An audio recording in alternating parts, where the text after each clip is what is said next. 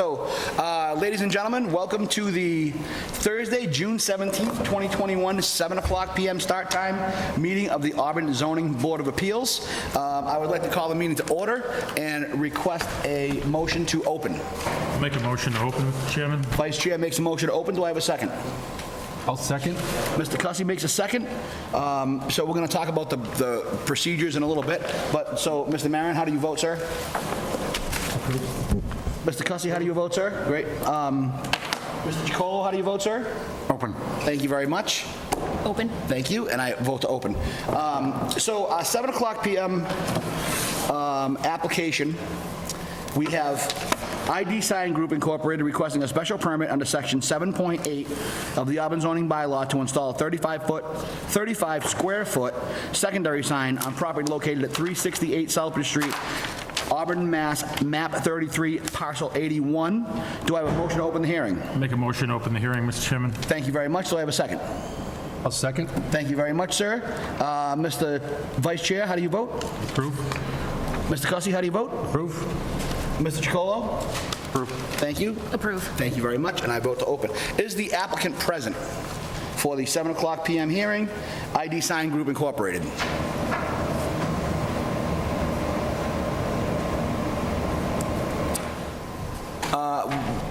Ladies walking in, are you happen to be here for the 7 o'clock p.m. hearing by any chance? Okay. So how this works is, the reason why we have a 7, a 7:05, a 7:10, 7:15 is because we are required per meeting regulations that we wait for that period of time.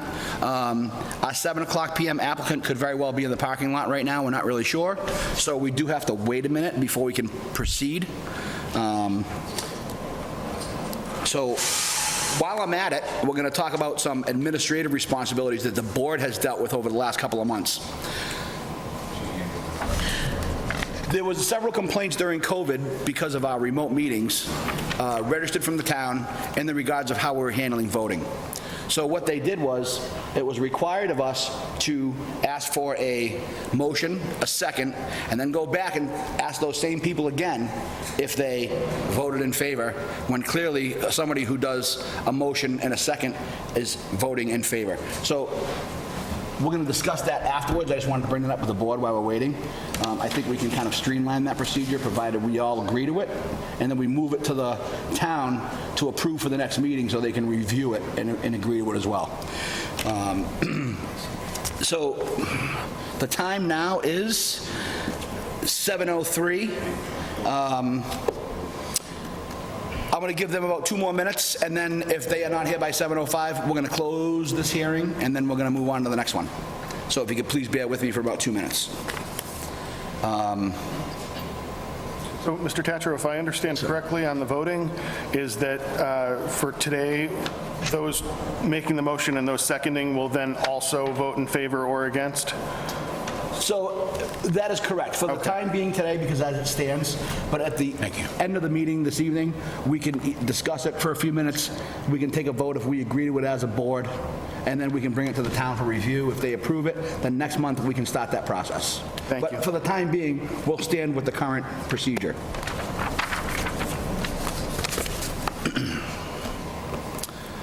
All right. So I have about a minute left, so if you could just be patient.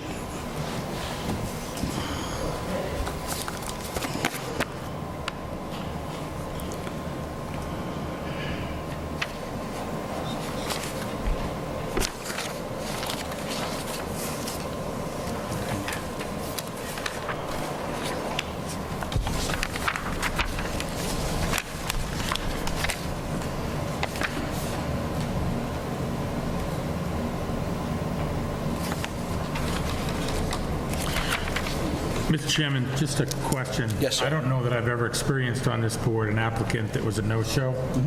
We've had cancellations and requests for continuance. So on a no-show, I would assume that we skip over. If they do in fact appear at some point during this evening, would we offer them the courtesy of adding them at the end of the meeting, or would we ask them to appear in the next meeting? Interestingly enough, I think for my tenure on the board, I have not experienced this also, so I am going to go over to Ms. Coyle, the head of the Department of Special Services. So would you prefer us to defer this person to the next meeting, or would you prefer us to add it later on in the evening? I think I prefer if we keep it open so that we can do it at the end of the meeting, just in case they ran into traffic or some other unforeseen emergency. Okay. And then if nobody has shown up, it's at the board's discretion. We can certainly put it on for the next meeting, and we can have Katrina reach out. Okay, I think that sounds reasonable. Thank you. So we are at 7:05 right now, so I'm going to make a motion to, I think, as Ms. Coyle stated, that the best procedure here is to probably request a continuance on behalf of the applicant, if you will, leave the meeting open, so if there's any public comment, and if they do come in 15, 20 minutes because there's an accident on 290 we're not aware of, we'll try to accommodate, and if not, they can put on the agenda for next month. So that was the clear statement. So do I have a motion to continue the 7 o'clock p.m. Hearing? Mr. Chairman, I'll make that motion on behalf of the applicant, as stated. Thank you. Do I have a second? Second. Thank you. So, again, because of our procedure, how do you vote? You approve? Mr. Chacolo? Thank you. Mr. Cussy? Approve. Thank you. Ms. Roach approves, and I also approve. So the 7 o'clock p.m. hearing, ID Sign Group, is going to be continued and will remain open for public comment. If they do come in, we'll reschedule them. If not, maybe we'll see them next month. So we have a 7:05 p.m. applicant, Stephen Quinn, requesting a special permit under Section 8.3.2 of the Auburn zoning bylaw to build a farmer's porch on a non-conforming structure on property located at 97 South Hold Road, Auburn, Mass., map 20, parcel 4. Do I have a motion to open the hearing? Mr. Chairman, I'll make a motion to open the hearing. Thank you. Do I have a second? Second. Thank you very much, Mr. Chacolo. So per roll call vote, Mr. Maron? I approve. Mr. Chacolo? Approve. Mr. Cussy? Approve. Ms. Roach? Approve. Thank you, and I approve. So as a 7:05 p.m. applicant, Stephen Quinn present. Sir, if you could approach the lectern over there, introduce yourself, and give us an overview of what you're trying to accomplish, please.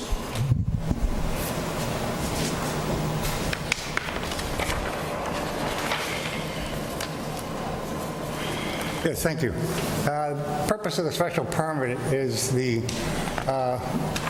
homeowners would like to construct a farmer's porch to the right-hand side of the property. And due to the, when the house was built, it was, in the past, there's, in the frontage, there's not enough for a porch off the front of the property, but coming off the side door to the front edge of the property, looking for that relief of the 3 feet, so they could have a porch where they could get out of the heat of the sun during the bad weather times, or the, warmth of the summer with the kids and such.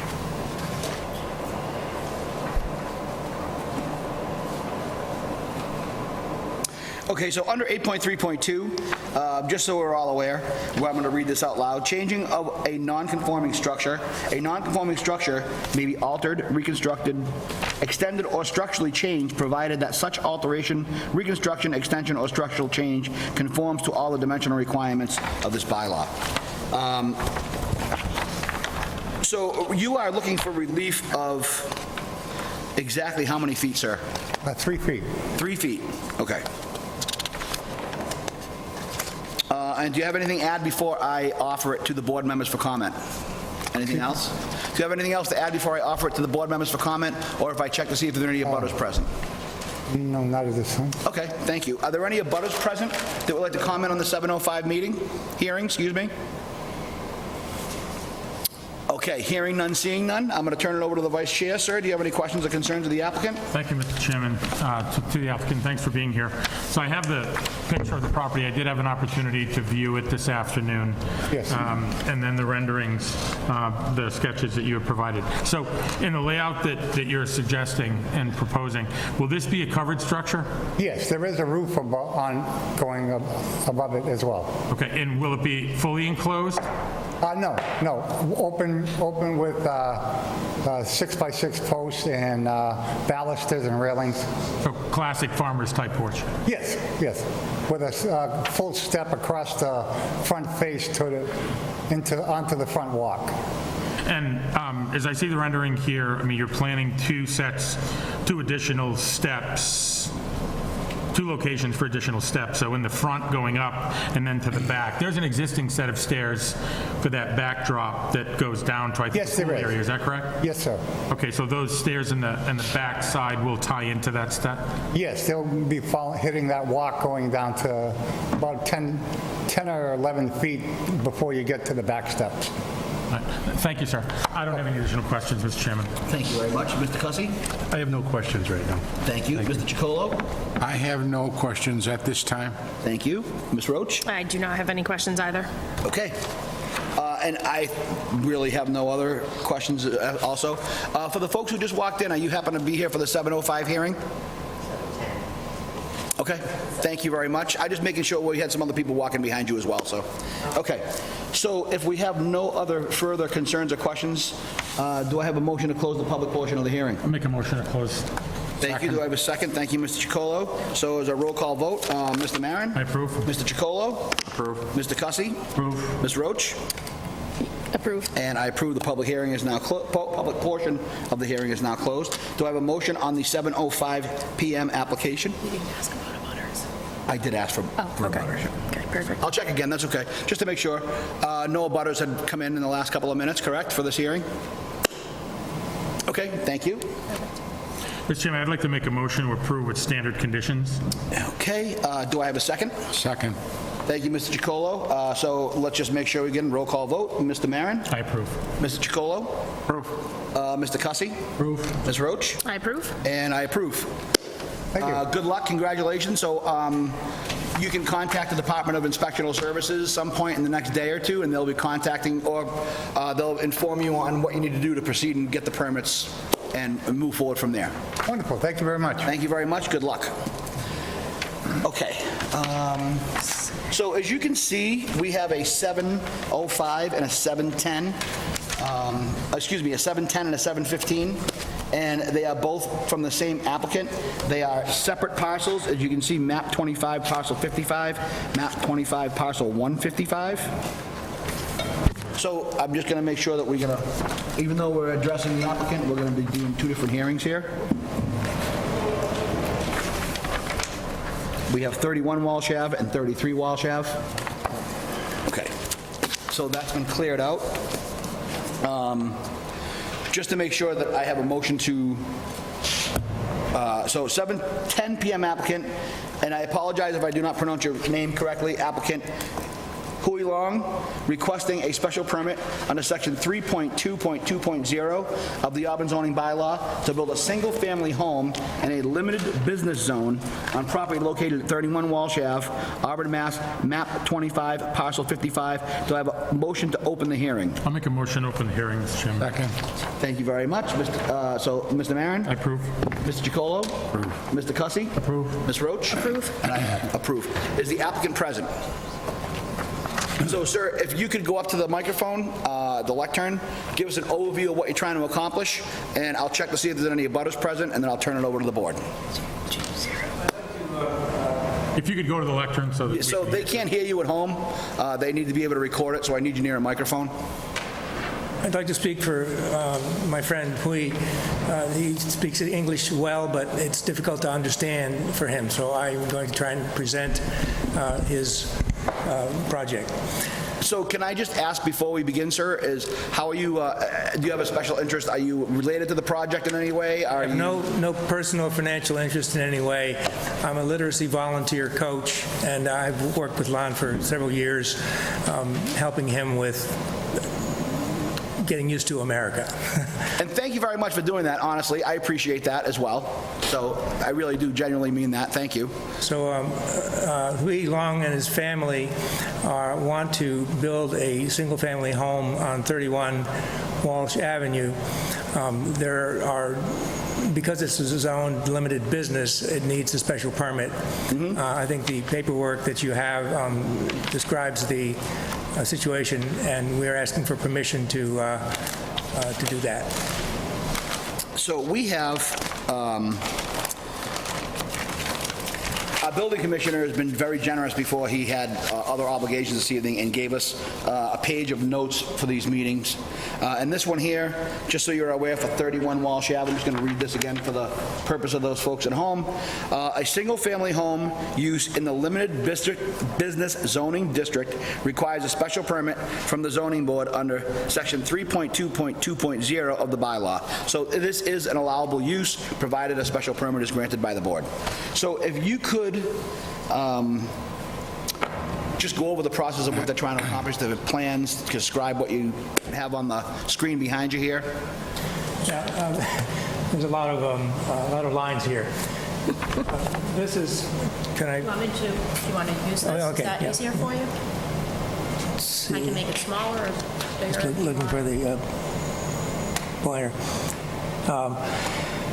Yeah, this is a steeply sloped lot, so it requires some adjustments in terms of retaining walls and that sort of thing. This is the house on 31, and this is the house on 33 with driveways. There is water and sewer, and the setback requirements are all met. So the proposal is to build these homes separately on this piece of property, on these two pieces of property. Okay. So I'm going to ask if we have any abutters present for this hearing, or, okay, ma'am, you are one of the abutters. Are you interested in speaking? I'm not sure this is where it's supposed to be. It's a curiosity factor.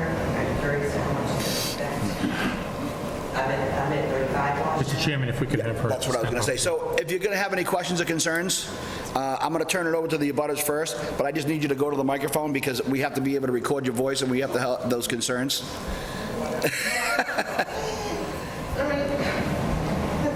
Believe me, it's very easy. There's really not too many people watching us, I don't think, so I think you'll be okay. Okay, Can you give us your name and address first? Marie Riley, 35 Walsh Ave. So I'm next to lot 33. I've been there for 35 years, and my backyard has this huge hill in the back. And my concern is how much the demographic of that hill is going to change or might change. If they're going to, how much of that hill's going to come down.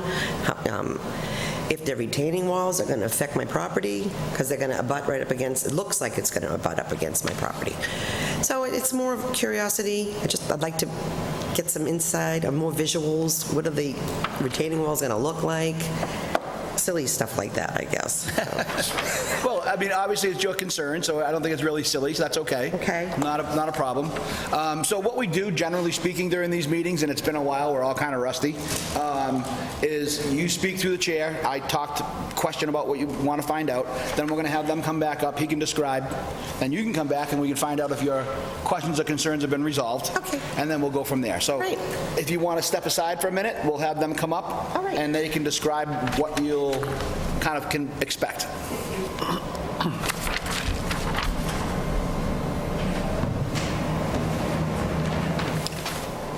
Would it be helpful if I pull this out? Probably a little bit, yeah. Okay, let's see if we can change this. Plus, maybe. I'm thinking, Well, no, that's okay. going to give you a bigger view. Is that better, or you want it more? That gives you a little bit more. So just to be clear, this is the plan that we have for 31 Walsh. There's probably a very similar plan for 33. Okay. Submitted as 31 Walsh.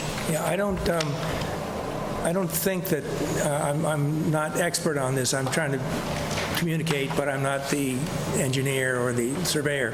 I know there are drawings of what the retaining wall situation would look like. I don't have those drawings with me. I don't think they were submitted to the hearing either. Do you have additional? So we have what you see on the screen behind you. Right. So it's a plan, but not a section or an elevation or that sort of thing. Is that correct? So I think in the interest of helping people understand here, I can take the step forward to kind of describe what I see, at least on the paper. And it appears to be at least a 3-section, if not 4-section, retaining wall system with a couple of slopes. And it appears as though, as you can see, if you're following along with me here and you want to see on the screen, if you look at that little section sort of to the right center, where it says proposed retaining wall height will vary from 1 to 8 feet, then the secondary will vary from 6 to 5. And we have some erosion control, which is a compost filter sock, which is pretty standard type of material. And then we have a 0 to 6 inch proposed retaining wall.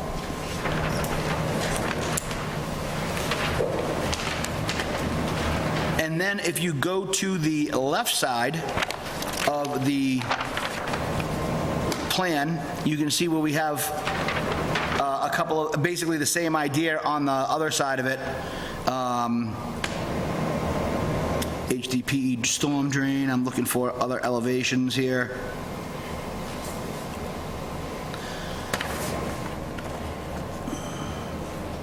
So what we have here listed as elevation varies as required.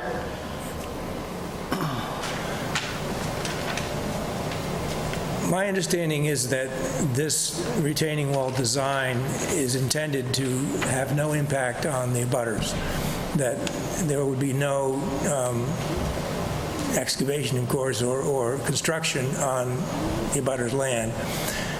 That's my understanding. I don't have that in writing, but I believe that's the case. If there's more information needed, we can provide that. I don't see it here at the moment. Okay, so I do see a relief also. If you look at the, on the screen here behind you, and you can kind of see on that left side there is a side sectional relief shown of the retaining wall construction. You can see where it says cap unit here at the top, Versalock. Right. There's an excavation line in the back here. It says impervious fill, 12 inches deep, drainage aggregate, 12 inches thick. I mean, those are all pretty standard retaining wall measurements and standards that are required. And it does appear as though it does remain within all the property lines and doesn't appear to though it may affect directly any abutting properties. That's my understanding, yes. Okay, so if I could just have you step aside for a second, and I'll have the abutter come back up. Ma'am, Ms. Riley, please. So, and just in an effort to help you navigate this plan, as you can see, it appears as though we're going to have 1, 2, 3, a 4-step retaining wall on the right side, as this plan shows, and then it would be a 1, 2, 3-step retaining wall on the left side, varying from 1 feet to 8 feet, 6 feet to 5 feet, and then 6 inches to grade. So I think at 8 feet, I mean, realistically, you're probably looking at somewhere around these doorways here, about 8 feet. Yeah. It's fair to say. Okay. And it does appear as though, based on the plans, that everything would be in their lot and all required setbacks would be met. Okay, so where the stakes are, where they have all the stakes going up my hill, is that retaining wall going to be right where those stakes are? Is that where it's going to start, or is it going to start in so many feet? Yeah, I can't answer. So if you could step aside, please, ma'am, and allow him to have the microphone back, and he can answer that question. It's just part of the procedures we have to follow. I can't answer that directly. I have seen the property, but I haven't been there recently. So it's a good question. I don't know. I think the stakes in general are marking boundaries. I don't think there are stakes marking the retaining walls themselves. Mr. Chairman, if I may. You may, sir, please. And it may give comfort to the abutters question. So as the layout, if in fact this application were to approve this evening, then these gentlemen would need to go through a permitting process. And that permitting process through inspectional services would essentially check off all of the boxes based on setbacks and requirements. That process, you would also have an opportunity to ask questions and be present through some of those discussions. But that would have to be approved through a permitting process, and they would be required to meet all of the setback regulations and bylaws that are set forward by the town. And so it may be premature, I'm not telling you how to think, but it may be or what to worry about, but it may be premature to worry about as it lays out now. I did have an opportunity to view the property. That's a formidable slope. And so I can appreciate the concerns and how they would need to excavate, cut in, move some earth, and set up retaining walls to accomplish this. But through the permitting process, inspectional services would gleam a close eye on everything that happens, and they would have to meet all of those requirements. And again, thank you, Vice Chair Maron, well said, and I appreciate that clarification. And when I viewed the property, I can't promise you this, but I was under the impression that the stakes that you saw, that's what would be a surveyor to basically stake out the property lines. That would not be the location of the retaining wall.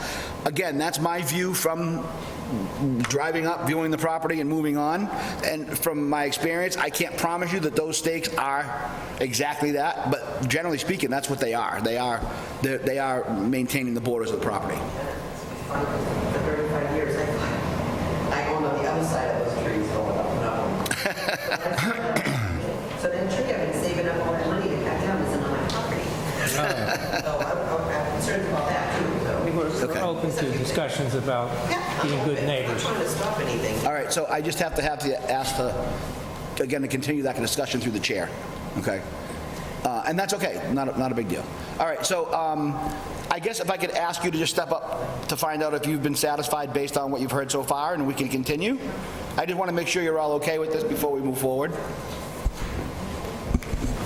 One more different little thing that just popped up in my head was, I don't really understand this stuff, but the runoff and everything, all the drainage, it's wetlands across the street.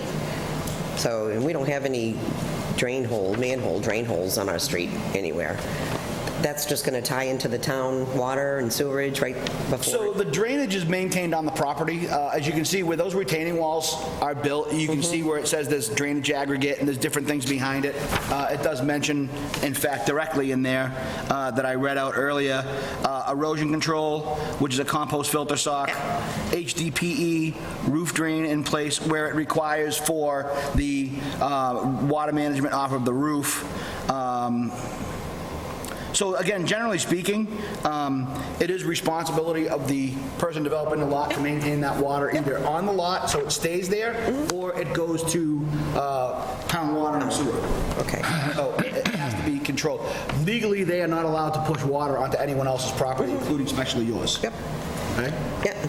I wasn't worried about mine, just in case I'm afraid of my hill collapsing is what I'm afraid of. And that's completely understandable, and you have the right to ask that. You are in a butter, and that's why we're here, to clarify all those things and make sure that we have it. Yep. So that your concerns are met.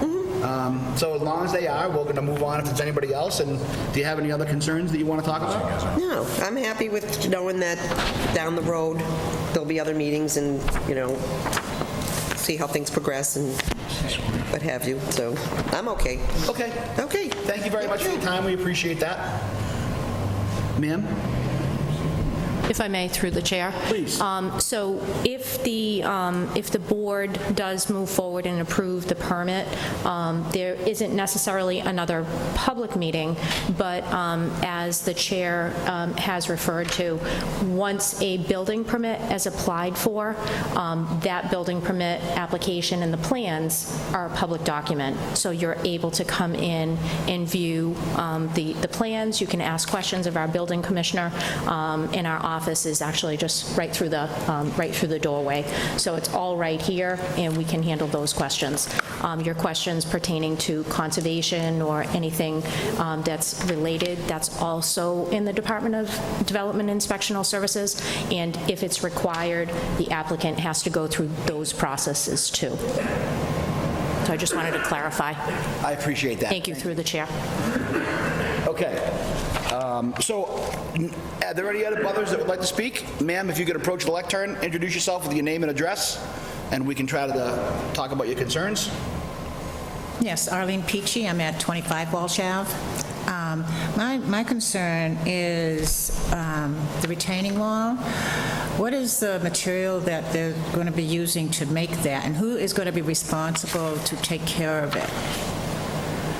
Okay, so I can't answer that on behalf of the applicant, but what I can tell you here, based on what is read in the plan on the left side, again, if you see that sort of side view of the wall, it does say a Versalock, modular concrete facing unit. So Versalock is pretty much what they use for a standard retaining wall these days. They are man-made pressed concrete blocks. So, okay, like cement and stuff like that. Yeah, they are, yeah. Versalock is pretty much a standard in the industry. It's gone beyond a brand name. It's more or less what people just kind of refer to these building blocks now that they use for retaining walls. Okay. And again, we're only here to approve if this can be done under section 3.2.2.0. All right, so this would be for the other... Right. So, it's the next step question? and it all has to be used in standard approved building materials. Now, another question. As abutters, are we going to get another abutter notice when there's other meetings or when other things are approved? So we're going to allow Ms. Coyle to clarify that for you in a minute too, but so if there are any other public hearings, conservation, et cetera, those meetings would be posted. As an abutter, you would be notified through the standard procedures. If the board does approve tonight, and those requirements are not there based on review of the application, then again, I think what Ms. Coyle stated earlier was that the application and the plans would become public record, and you could go to the town hall, comment on them, express any concerns you may have, and seek clarification directly at the office over here. Did I say that correctly, Ms. Coyle? Is that right? Okay. Good, how are you? Thank you. So as far as if the Zoning Board of Appeals makes a decision on this application this evening, any decision you would be notified of. So Katrina, our clerk, will be sending out the decision of the board, and so that you would be notified of, everybody who is notified, the abutters. If the applicant for this particular project, and it sounds like the project next, you may have similar concerns, if it requires conservation approval, then the conservation will have a public meeting similar to this one, and they would have it on their agenda, they would review it, and if abutter notifications are required, you would be notified. So, but again, the intent, I believe, of the applicant is to build houses on 31 and 33 as identified on the agenda this evening, and if he's able to get approval of this board, then the step in the process would be to pull a building permit in order to build the house. If there's any other approvals that he needs, he would have to go through those processes. The Department of Inspectional Services, so we have all of those departments within one area. So building department, zoning, conservation, Board of Health, all of those are right in one department. Yeah, so if you have questions, you can certainly come to our office and we can help answer those. Okay. So it's up in here whether we would be notified as abutters. If it requires it in the process. Like for the building permit and all that. Right, I personally haven't looked at this particular application, so I don't know if conservation is required at this point. Maybe there's wetlands across the street. Right, so that would be determined by the applicant and the building department review. All right. The application that comes in, just like any of the applications here, those are all public documents. Okay. All right, thank you very much. Thank you. Thank you, sir. And you're welcome, ma'am. And I'd also like to add, just so you're aware, again, for all the folks at home, 3.2.2.0 specifically defines what the town considers a one-family detached dwelling. So it's a building containing one dwelling unit and surrounded by open space on all sides, which I think is some of the concerns you have here. And a dwelling unit, for a definition, is a room or group of rooms forming a habitable unit for one family, with facilities which are used or intended to be used for living, sleeping, cooking, and eating. So it pretty much defines that it has to be a single-family home. Okay. It has to have the required setbacks on all sides. Any retaining walls have to be within the perimeter of the property lines.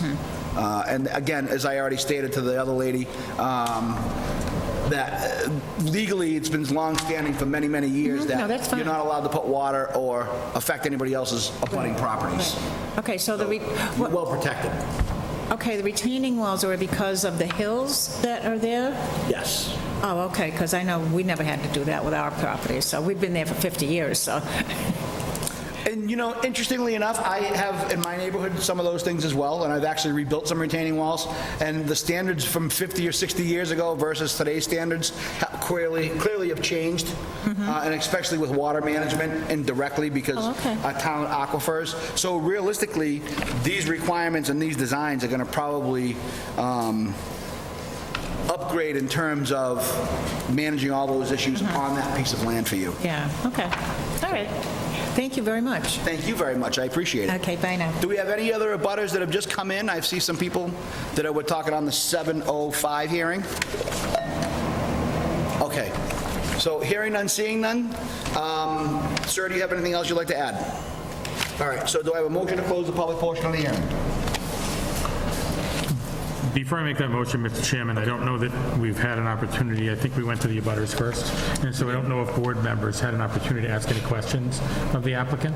You're right. So before we do that, I wonder if any of the board members... That's where I was going next. I was going to bring us around the circle, but I think you're right procedurally, so I apologize. None- I'm going none to taken. send it over to the vice chair, sir, and step back a little bit.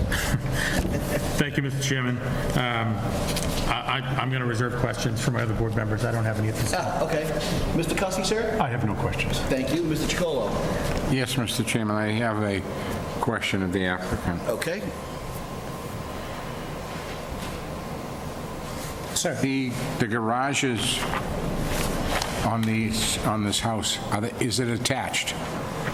Garage is underneath. Pardon? It's underneath the footprint here. In other words, it's at the ground level, So it's a garage under? under the building, yes. And under the notes portion of what you've provided us, it said that you're providing 2 parking spaces behind the garage. Could you show me where those are? You want me to where the notes are, please? I'm not expert on this.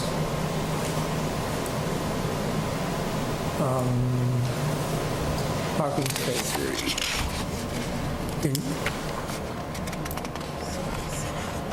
And there are,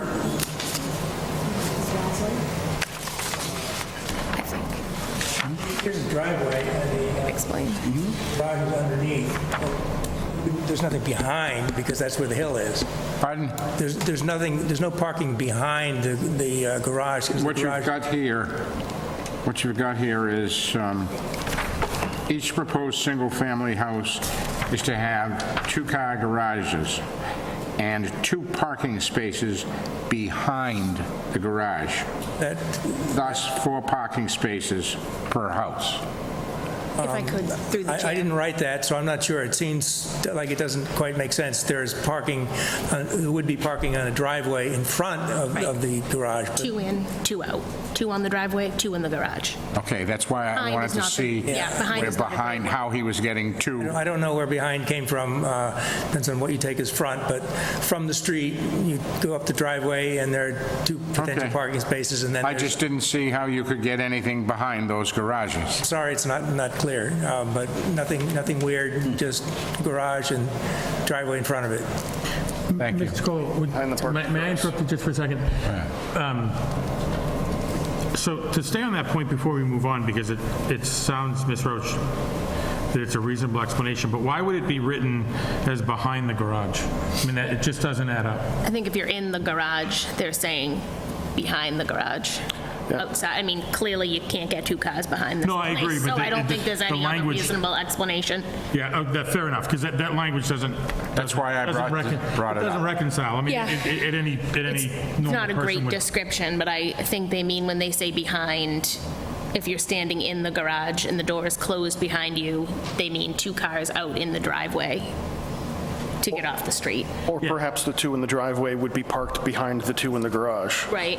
That's not what it says, though. Oh, So it certainly does not, Weird. yes. Yeah, It it is. certainly is not clear. It is, and to be No. litigious about it, and not to be tedious on purpose, but, I mean, I would even condition that point if we were to move forward with an approval, because it clearly states this lot would not allow for parking spaces behind the garage, so a logical person would have to Yes, I construe do, that thank you. that's written, but I'm glad Mr. Chacolo brought that forward. To be litigious about that, I would actually condition that statement to clarify it. Sure. If we were to move forward, because I think Ms. Roach makes a perfect point of explanation. I think that's exactly what it means. It just doesn't say what it means, Yeah. in my view. So I would agree, honestly, Mr. Chacolo, that's a great catch. I appreciate that. That's very good attention to detail, so thank you, because I did not notice that. And I also appreciate Ms. Roach with her experience being able to clarify that. And again, I think it's one of those funny things where I'm going to venture to guess that it is used in the industry based on the perspective of the person creating the plan, which isn't necessarily right in our view, but to them, it's just certainly how it works. But again, I think we can clarify that with a condition. Thank you, Mr. Chairman. Oh, And I thank you. interrupted Ms. Chacolo, if you have further... Quite all right. Quite all right. Thank you, Mr. Chairman. Anything else? No further questions. Okay, Ms. Roach? No, I'm good. Okay, and I don't have any questions at all. So do I have a motion to close the public portion of the hearing? I'll make that motion now to close the public hearing. Thank you. Do I have a second? Mr. Chacolo, thank you. So for the purpose of closing the public portion of the hearing, Mr. Maron? I approve. Mr. Chacolo? Mr. Cussy? Approve. Ms. Roach? Approve. And I approve. Okay. If there is no further discussion, do I have a motion on the, and I just want to make sure I read this first, please, hang on.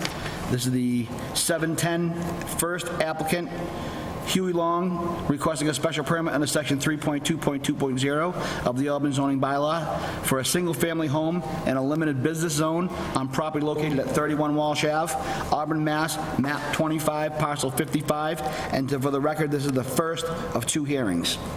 Mr. Chairman, before I make such a motion, I would just suggest that, I know we need to take them separately, but I think that they're similar enough that we can take them back to back for ease of, because I don't know that we're not going to go to, are we going to go to an open hearing in the second one?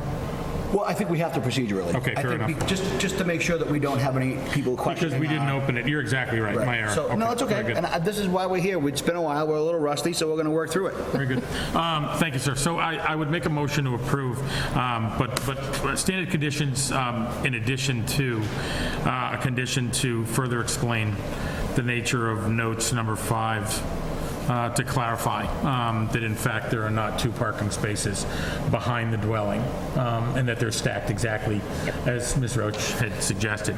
And that's a butcher of a condition. And so I'm not asking anyone to write that down, but I would like that to be called out as a separate condition, and I'll stop talking. No, that's great. I appreciate that. So I think if I may, just to surmise, we have a motion to approve from Mr. Maron with standard conditions, but we are going to add the condition of seeking clarification to ensure that there are no parking spaces behind the dwelling, as noted in the notes in the upper right corner, number 5. So I think that kind of helps everybody to understand where we're trying to go. Okay, with that being said, do I have a second? Conditional second that I might ask a question. You may, sir. Wouldn't it be a lot easier for us to strike note number 5? It's pretty clear, once we get that out of there, we have no problem. We just strike note number 5. If I may, Mr. Chairman? You may. I think there may, Mr. Chacolo, respectfully, I think there might be value in keeping it, because I think if their intent is to make sure there's space, 2 spaces, that garage is set back far enough so that there are 2 spaces in front of the garage, then it may have value, and that may be a stretch. I think it's a stretch, and I would say if we were going to make it valuable, we should put that right in. Fair enough.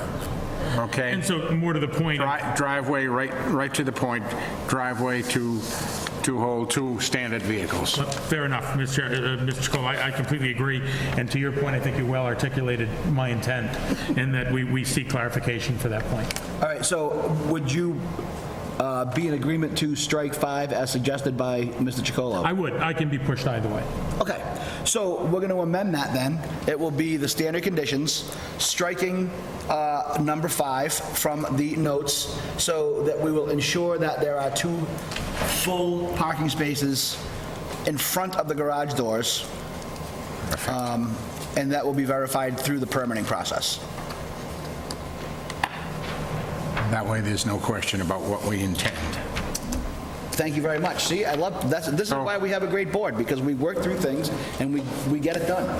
Oh, on that basis, you have my second. Thank you. So with that being said, we'll do a roll call vote. Mr. Maron, sir? I approve with conditions as stated. Mr. Chacolo? Approve as expressed. Mr. Cussy? Approve. Ms. Roach? Approve. And I vote to approve. So hearing 1, we are complete. We're going to close this hearing. We're going to reopen the next one. We'll do the same thing around the circle again, and then depending on how the board sees it, we'll take another vote. So before I proceed, I just want to make sure, is there anyone else that want to add anything to this hearing? Just from the town side? Oh, that's okay.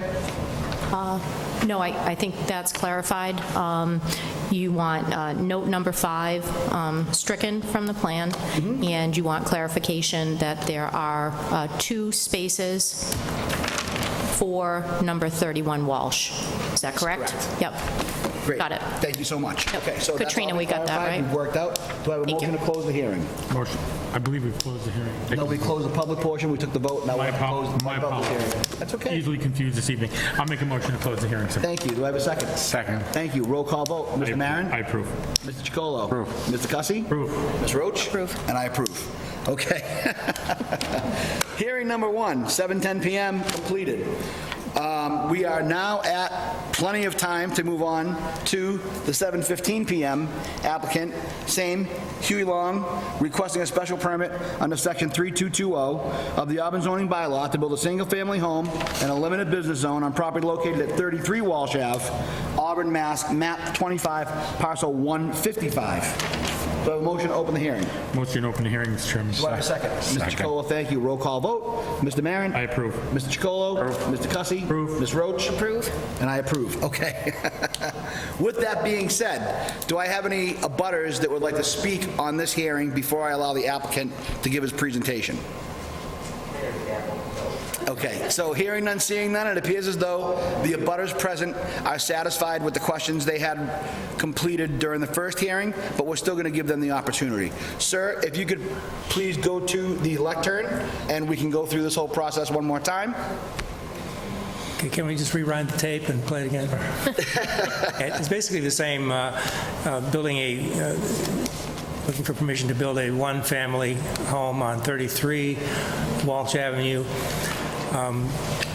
There are any restrictions, of course, with the environment and the retaining walls, but it's basically the same, requesting the same permission as for 31. That's 31. This is 33. I'm just making sure that I'm reading off of the correct application package here before I flip through it. So we, again, the same thing really applies here. We have the Auburn Water District, Auburn Town Water and Sewer. Limited business, not really changing things. So if I am correct then it appears as though these two houses will be identical, is that right? With the exception of maybe some cosmetic differences? I don't think they're identical, but frankly, I don't have the details on that.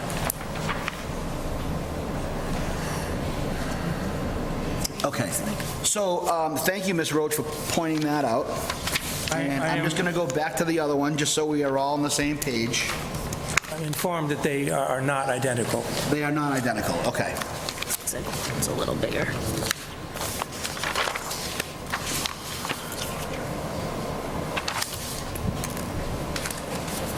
So it appears as though, again, we have the walls from 1 to 8, from 6 to 5. It doesn't really look like there's going to be a dramatic difference in terms of those concerns that we've expressed earlier. Okay.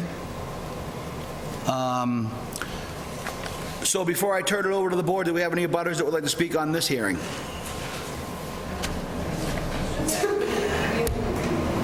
Go ahead, ma'am, if you want to go ahead, you got to reintroduce yourself, give us your name and address, and we'll go through that.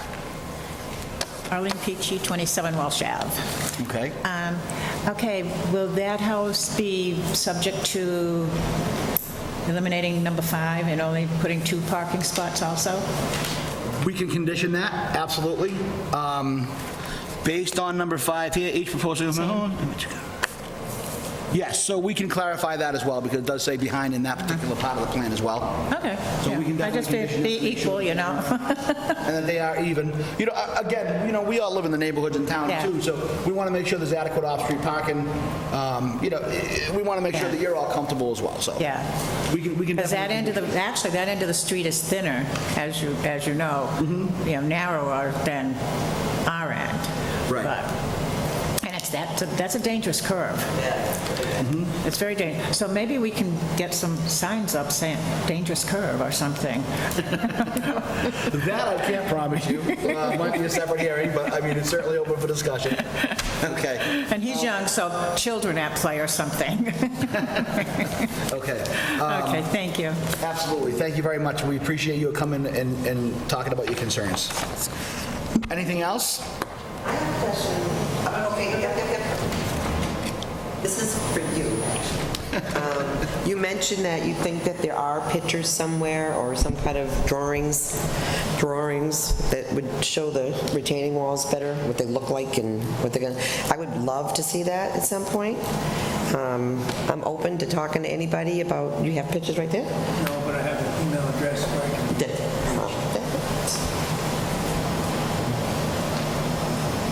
That's what I would love to work with, you know, that's it. That's all I wanted. Okay, so ma'am, can I suggest it might be advantageous for you to reach out to the Department of Inspection Services, give them an email address, they can filter those things through and proceed to make sure that they're not only part of the plan, so they're, if anybody else wants to view them, but then they can forward it to you to make sure that it's all time-stamped and everybody's received the same information. So that would probably be the easiest and best way to document all those things. Okay. Thank you very much. Okay. So with that being said, do we have any other butters before I turn it over to the board? Hearing none, seeing none? Okay, Mr. Maron? I have no questions, Mr. Chairman. Okay, Mr. Cussy? No questions. Mr. Chicolo? Questions? Thank you. Ms. Roach? No questions. And I have no questions. So with that being said, do I have a motion to close the public portion of the hearing? Motion to close the public portion, Mr. Chairman. Do I have a second? Mr. Chicolo, thank you. Mr. Maron, how do you vote? Mr. Chicolo? Approve. Mr. Cussy? Approve. Ms. Roach? Approve. Okay, and I vote to approve. Public portion of the hearing is closed. So, do I have a motion on the 7:15 PM applicant Huey Long requesting a special permit under Section 3220 of the Auburn zoning bylaw to build a single-family home in a limited business zone on property located at 33 Walsh Ave, Auburn, Mass., map 25, parcel 155.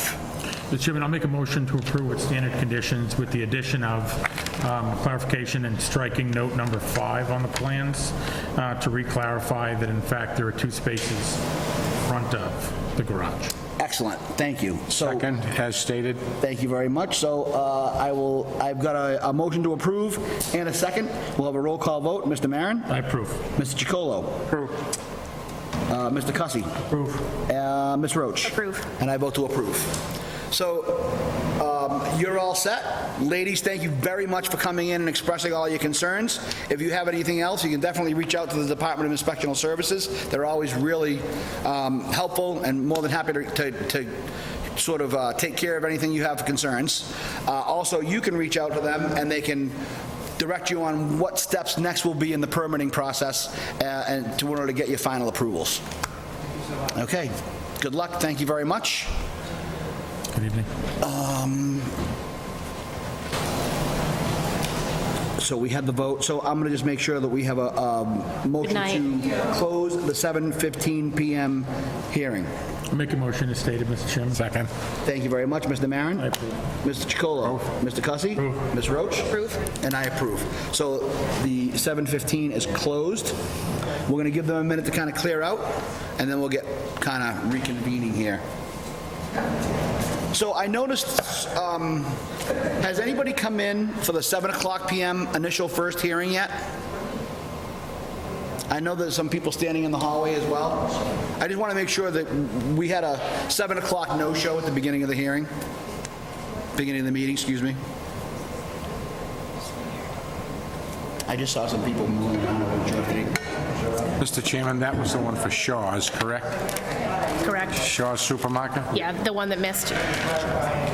Yes. Okay, I just wanted to say that so that, in case they didn't know, it's Again, always covering me. I appreciate that. Thank you very much. I know it's a full-time job pretty much at this point. Okay.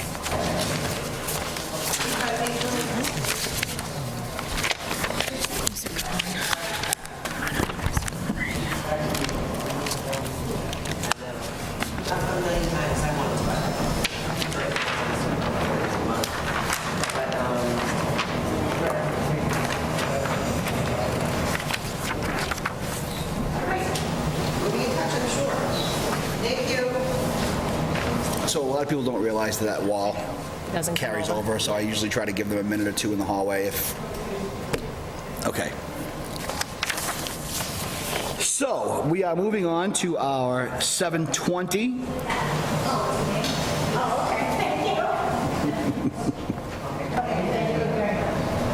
And just when we got everybody used to doing this remotely, we're getting everybody back to used to doing our old ways again. So we have a 7:20, and we are officially at almost 8 o'clock, 4 minutes of. So we are okay with that.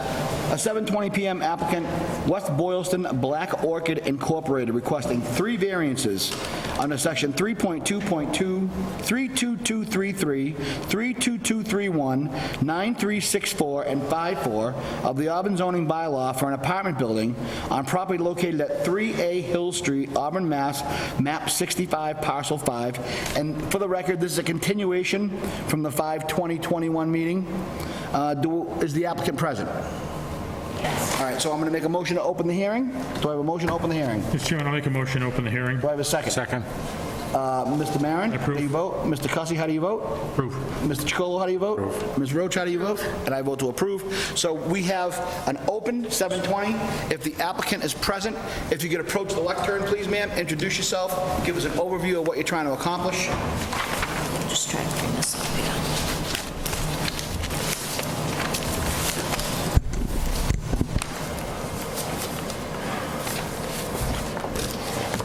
Good evening. I'm Jennifer Curzon, the attorney for the applicant, and the 2 representatives for the applicant are likewise here. What we're seeking to do is, there's 3 variances, 2 use and 1 dimensional. The first one is, the dimensional is the frontage requirement, which is 120 feet, and I believe it's, and I apologize, it's either 101.82 or 108.82 for the frontage variance. As my brief stated, the frontage variance was previously granted in 2002 for a site, for the site prior to the site was eminently domain. Part of it was, so prior to the eminent domain, there were 2 variances for frontage approved. One was incorrect. It was off by 1 foot, so that's why they sought the second. And in 2002, likewise, the site was approved for a 60-room hotel and 72 parking spaces.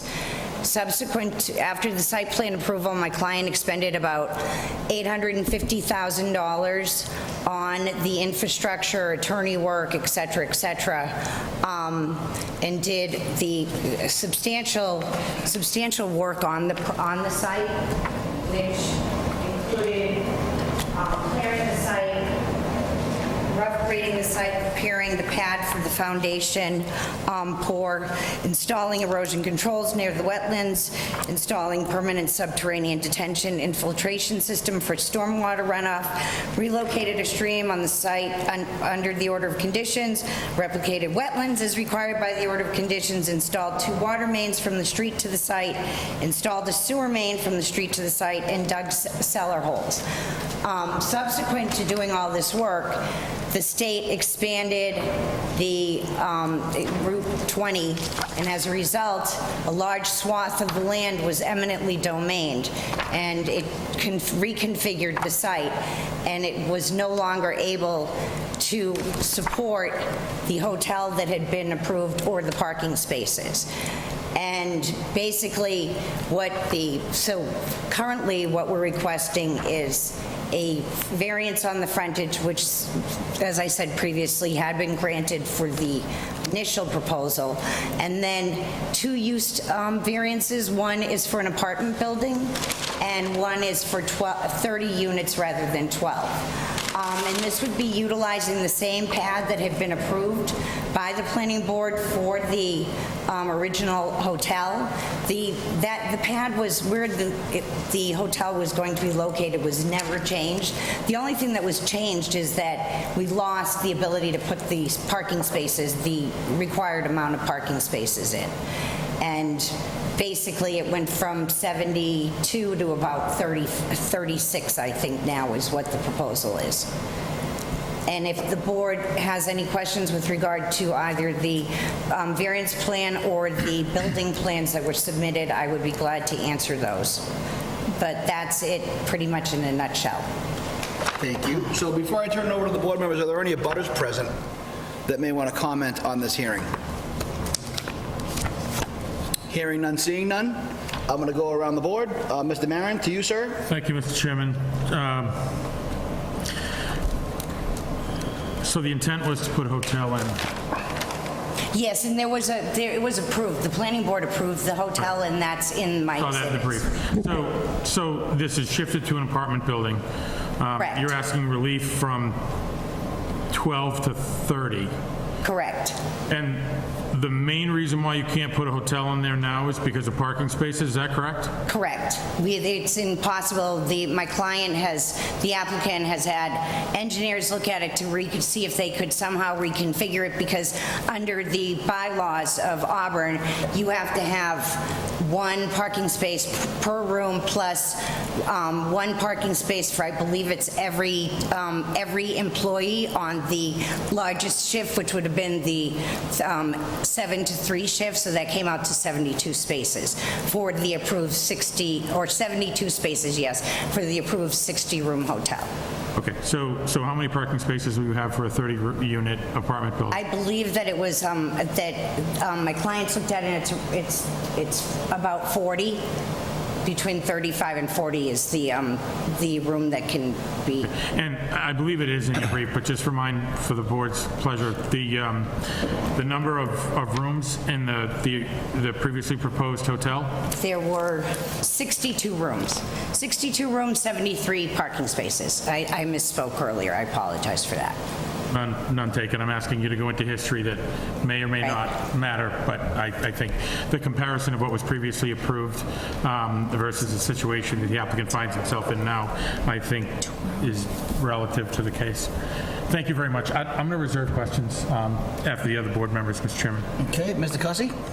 Yeah, I feel that it puts, my feeling is that the pressure on the town, the water and the sewer. We have a huge project, I'm sure you know, that just got approved in town, apartments. And no, I did not know that. So the sewer and water, there was concerns about enough water and sewer to support all these apartments. If I can just speak to that, previously there was, I mean, this has already been hooked up for sewer, so it was hooked up for sewer for that many rooms at that point, which was 62 rooms. We're basically, having that number, so I don't know how that would be a major impact in terms of what was initially proposed and approved versus what is being requested now.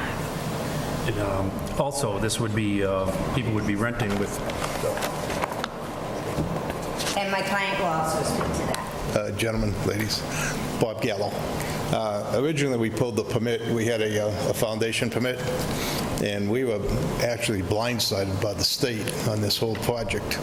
We were not aware of the taking by eminent domain. We have run the sewer and the water, and we had permits for that, into the property, actually almost up to the cellar hole where it is now. If you see the site, it's perfectly flat. We graded it.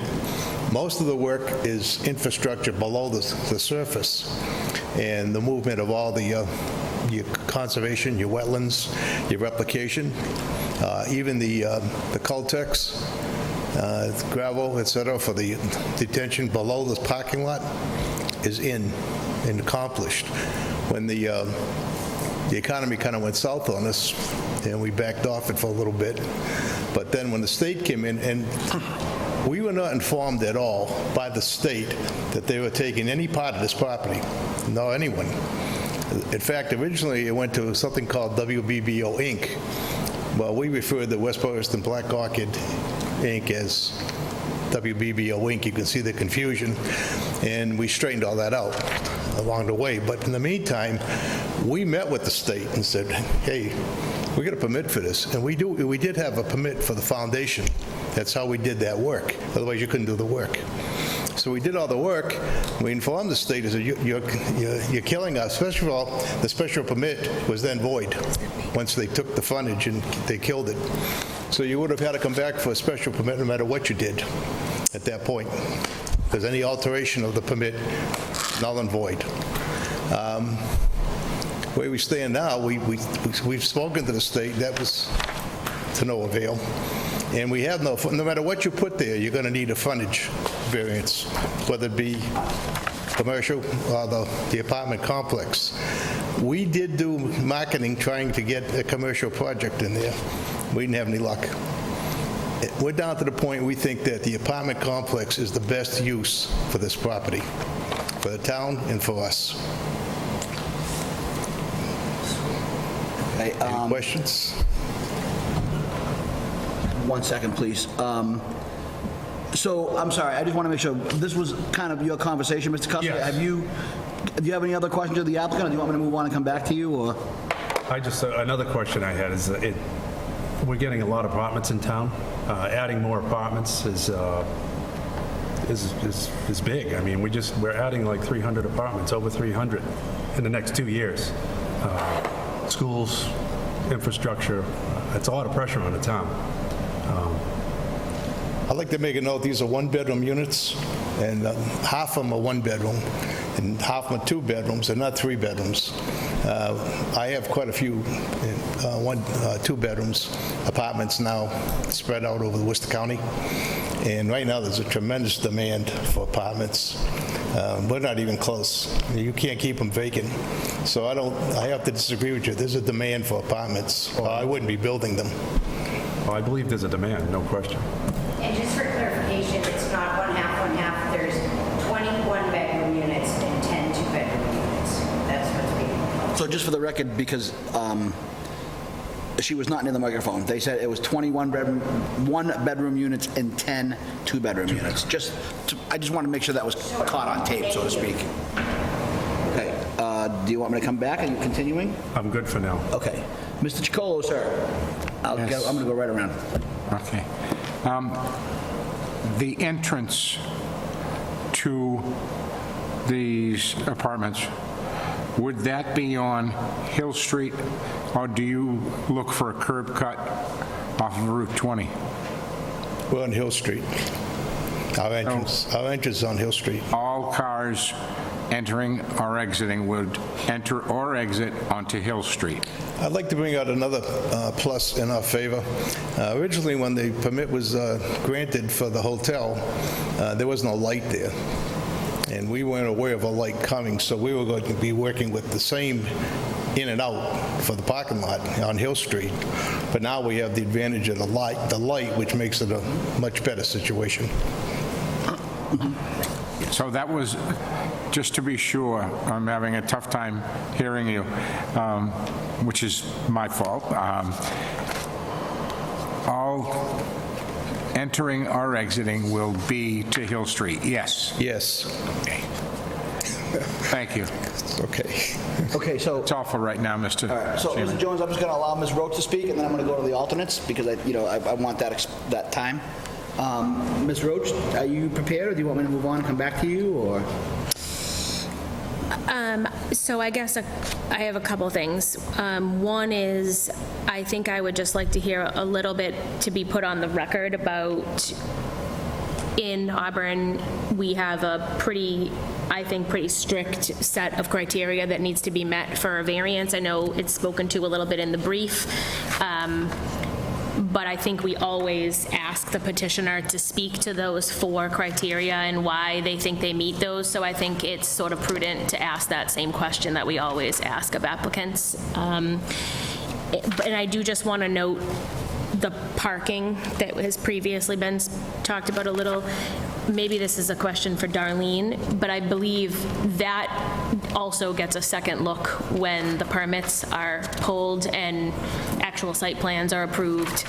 The required number of legal parking spots will definitely be addressed after tonight, correct? As part of any application that's going to come in, that all the pieces are reviewed. So parking would be reviewed, yes. Okay, thank you. Anything else? So I was going... No, I think she's going to speak. I was going to speak to the 4 requirements. If you go to my brief on page 10, that's where I go through them, and I'm basically just going to nutshell them for the purposes of putting them on the record. So the first requirement is literal enforcement of the bylaw causes an undue hardship owing to conditions relating to soil conditions, shape or topography of the land or buildings. So the shape of this property is basically something now like a hammerhead, but half of a hammerhead. So it does, the literal enforcement does absolutely affect that. It has approximately 108.18 feet of frontage, but because of its unusual shape, the property has over 5 times the area required for apartment use in the HB zone mixed overlay district. Thus, the hardship, i.e. the inability to conform the use of the property to a conforming use, is very much related to the property's shape. And that's also further illustrated by the town assessor's maps, which are Exhibit 1B, showing the other lots in the area, the abutting lots, and even going beyond that. Most of the lots are basically rectangles and squares and normal shapes. Again, this lot has a small amount of frontage in the front and then expands as it goes back. And it's very wide in the back, and it's very wide where, in fact, the proposed apartment building would be. The next criteria is the hardship, especially affecting the proposed site and structures, but not generally affecting other land in the zoning district. Again, the property is uniquely shaped and situated, and these features are distinct from other properties within that HB zone. Again, looking at Exhibit 1B and the attachments at 1B. Let's see. Again, although the petitioner had approval for a 62-room hotel and 71-space parking lot, the reconfiguration of the lot resulting from the eminent domain taking no longer allowed for the same as the land necessary for the approved parking lot was no longer there, and thus the required number of spaces was no longer viable. And that's another thing. With regard to what was approved prior to the eminent domain taking, all of the variances are now null and void, and the approval for the the hotel would be null and void because they were contingent on those variances. Those variances, now the front dimension frontage has changed, so that basically causes the approval of the hotel, the prior approval, to be null and void. The apartment building as proposed will not affect other land in the zoning district. The lot next door to the right is vacant and has been for years. As a matter of fact, we tried to purchase the lot right next door. My client was in negotiations for over a year. It's owned by the estate, and unfortunately, he never got anywhere, including any reason why the state wasn't open to selling it, even though it's laid vacant since they've owned it for, I believe, about 20 to 30 years. The lot across the street is a commercial establishment, but will have no impact from the proposed apartment building, especially as the entrance to the parking for this lot is off of Route 20, meaning the lot across the street. Again, ours is the entrance and exit are both off of Hill Street. And most importantly, the design proposed by the petitioner has an apartment building on the back end of the subject lot away from Hill Street, and basically will be almost hidden from street view. Literal enforcement of all three sections of the zoning bylaws, which petitioner seeks the variance on, will substantially impact petitioner and anyone taking the subject property via sale or otherwise from petitioner, as its only other use is limited to an office building. Unfortunately, there's a substantial amount of office buildings that are currently vacant in both the Auburn area, well, not so much in Auburn, but adjacent areas, and I don't know what the current vacancy rate is, but presently, especially post-COVID, the market is just not amenable to construction of an office building. Auburn currently has a limited stock of apartments. If you see the Auburn, Massachusetts Master Plan 2019, a true and correct copy, which is attached at Exhibit 10, it shows what the amount of apartments are currently, and thus the proposed use would greatly enhance the apartment stock. And again, as the apartments are 10 two-bedroom and 20 one-bedroom. The one-bedrooms are going to be, I understand there's always a concern with regard to impact on schools, but you would only possibly be seeing that in the 10 two-bedrooms, and these are going to be upscale, more geared towards single or newly married couples. That the apartment is, and the marketing for it, although the proposed rates for the rental are going to be very reasonable. So that is also a benefit. The third requirement is relief may be granted without substantial detriment to the public good. The development of property as proposed with less than minimum required frontage will have no detriment on the public good. The existing frontage is 90% of the lineal frontage required for developed uses in the HB district, and has in fact more frontage than that required by the bylaw for developed uses in residential zones, which is 100 feet, RO zones, which is 100 feet, limited business 50 feet, and all three industrial zones, which is 100 feet. And the shortage of less than 12 feet from the minimum frontage standard would create no safety hazard from the standpoint of furnishing safe and adequate access to the property for patrons, as well as municipal or emergency services, such as, police, fire, and ambulance. Last requirement is relief may be granted without nullifying or substantially derogating from the intent and purpose of the bylaw. The requested variances will not derogate as to the frontage. Frontage limitations serve two paramount zoning purposes. Minimum frontage assures adequate access from public or private ways to a developed lot for both the users of the property as well as emergency services. As I indicated before, this will not be impacted. That 12-foot shortage, linear shortage, will have no impact on that. Further access to the property is, as a practical matter, dictated by the width of access drives into the property. The available frontage provides more than ample area for the conventional access driveway for the proposed 30-unit apartment. As to the variances related to allowance of an apartment building with 30 units, so both variances, In allowing the same in the current location does not at all nullify or substantially derogate from the intent and purpose of the bylaw. The mixed-use overlay district, which I have included as an exhibit and marked by highlighting where it is located, I believe it's Exhibit 2, shows that allows for apartment buildings, and it's literally less than, I think it's 3/4 of a mile from this site, and that basically there's no real change between the subject site and where the mixed overlay district is in terms of what is in that area, which is basically commercial. There's no residential, at least not substantial residential on Route 20. There is off of it.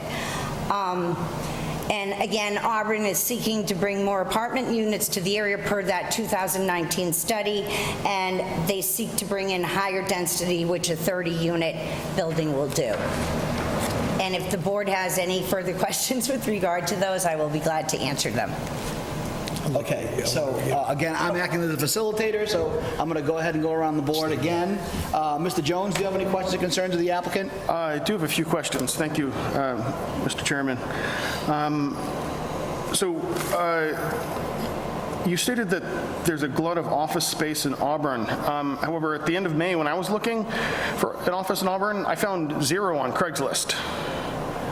On what basis do you say that there's a glut of office space in Auburn? And I'm sorry for that. I said I don't know what the vacancy rate was in Auburn, but I know there's not a lot of office space I don't know what the percentage is for office space. Off the top of my head, I had read it, but I didn't know what the vacancy rate was because I wasn't able to locate any information as to what the present vacancy rate is. But in Worcester, there is a huge vacancy rate, so that in terms of, and when you think of offices, that you're more apt to think of Worcester than Auburn.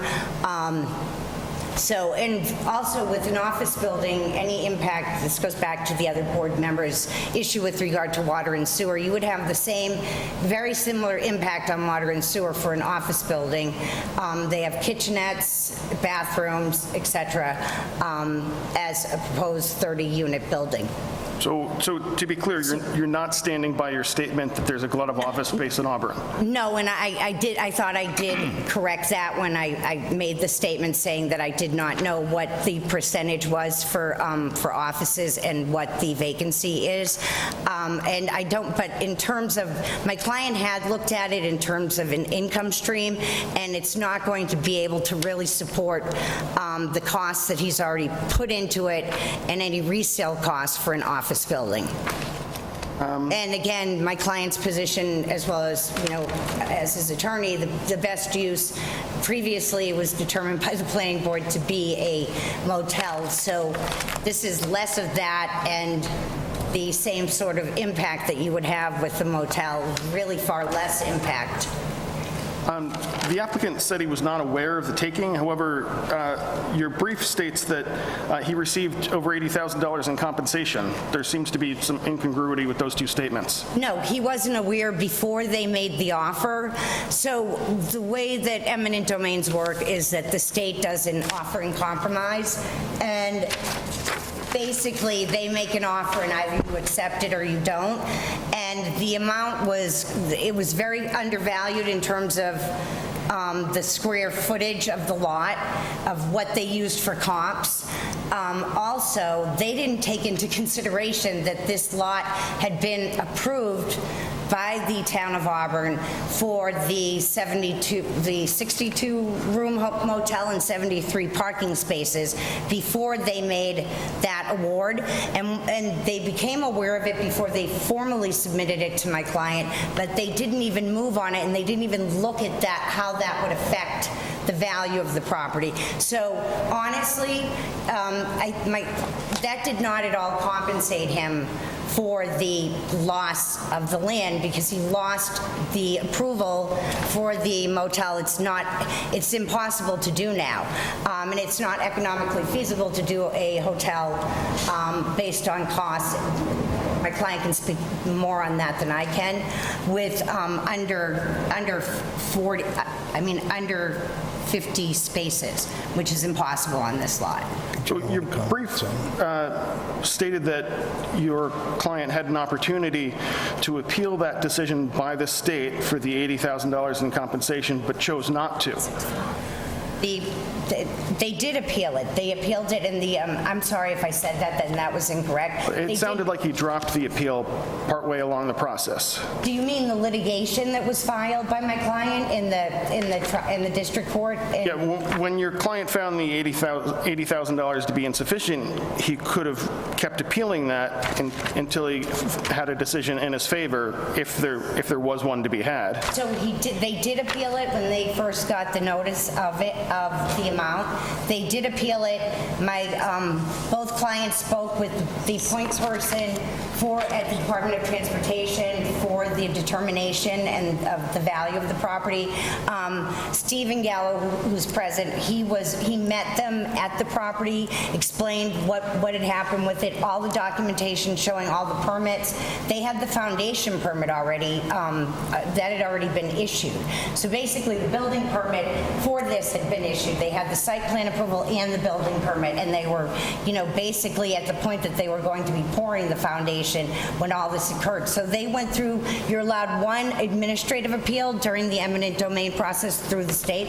They did in fact appeal that. That was, the state just affirmed their initial decision without any written statement other than just one line stating we affirm, without going through any of the evidence that was submitted, anything with regard to a change in valuation of the property or anything like that. And then subsequently, my client filed litigation in the Superior Court in Worcester. But unfortunately, the way the eminent domain law is written in Massachusetts, it's written in favor of the taker. And honestly, it's not just opinion. I did a lot of research on this. If you look at all 50 states in this country, Massachusetts is at the very bottom in terms of how they handle eminent domains by the Department of Transportation. So in short, he appealed and ultimately he was found he was justly compensated. Yes, but of course my client still does not agree with that. Could I comment on this? And he would like to, the applicant would like to comment. We weren't notified of the taking until they were actually made, the appraisal was already done. And we were notified that they were going to take about 10,000 square feet. As soon as I was aware of it, I contacted the state and said, are you aware that we have a permit for a hotel? They didn't believe we had the permit. We showed it to them. We gave it to them. We said, here's a sample of it. We met with them. Steve met with them. I spoke to him. They said they were going to take the 10,000. I said, well, what are you going to do with that little piece on the right there? There was about 10,000 square feet they own. I just said, well, she said, well, don't worry about it. We'll make arrangements to give it to you. I said, how are you going to do that? And my experience is that's not going to happen. So it never happened. And the denial of them, moving that 10,000 square feet, which would have made us better for the parking in the front of it that we lost. We lost about 10,000. Well, if you look at the drawing we gave you, it all came from the front in the reconfiguration. Never happened. Then we tried to get to court. We couldn't get there for some ungodly reason. Everything was thrown against us. We had no idea they were coming.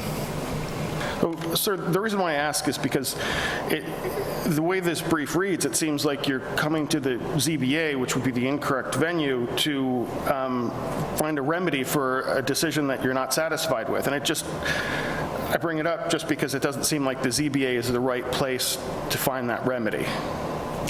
It seems I'm like not here to find a remedy. You pursued the appeal and it didn't pan out, and that's unfortunate. I'm not here to find a remedy. I'm trying to use my property, and we did have a hardship, and that's what I understand that the variance is put in place for. We had a definite hardship, and we have a reason to ask for a variance. I mean, we had a taking, we had destruction of our permit. Once they altered that permit, we couldn't build it. It was over. No matter what we did. So we're trying to use the property, and we think you've got to have a variance for the zoning no matter what you put there, with the way it's been reconfigured. The usage is what we think is the best usage for the property. Also, just to speak to the correct venue, the venue in terms of the state of what occurred with the taking, once the state decides to eminently domain, you cannot stop that. You can seek an injunction, but do you know what the percentage is that are granted in the state of Massachusetts? Does anyone on the board know in the past 30 years? 1%. 1% have been granted. And that's on every property, both residential, commercial, industrial, and business. So that's 1%. That is a very small amount. And that injunction is the only way to stop it. That was Route 20. There was no way that was ever going to stop. And I will make one note, just so the board is aware of this. At the time that that the applicant sought the variances and then the site plan approval, we have reason to believe that the engineering department in Auburn knew about the proposed expansion of Route 20. There was discovery produced by the state during litigation. There's illustrating that there was talking of eminent domain. I have a copy of the memo from the town engineer with regard to taking at that intersection. And no one from and this was before the planning board gave site plan approval, and no one from the town ever mentioned this to my client. But I think in a way there's due diligence. It would have been a good thing to possibly, even though it wasn't set in paper, the state had not filed their plans for the expansion. The plans are vast.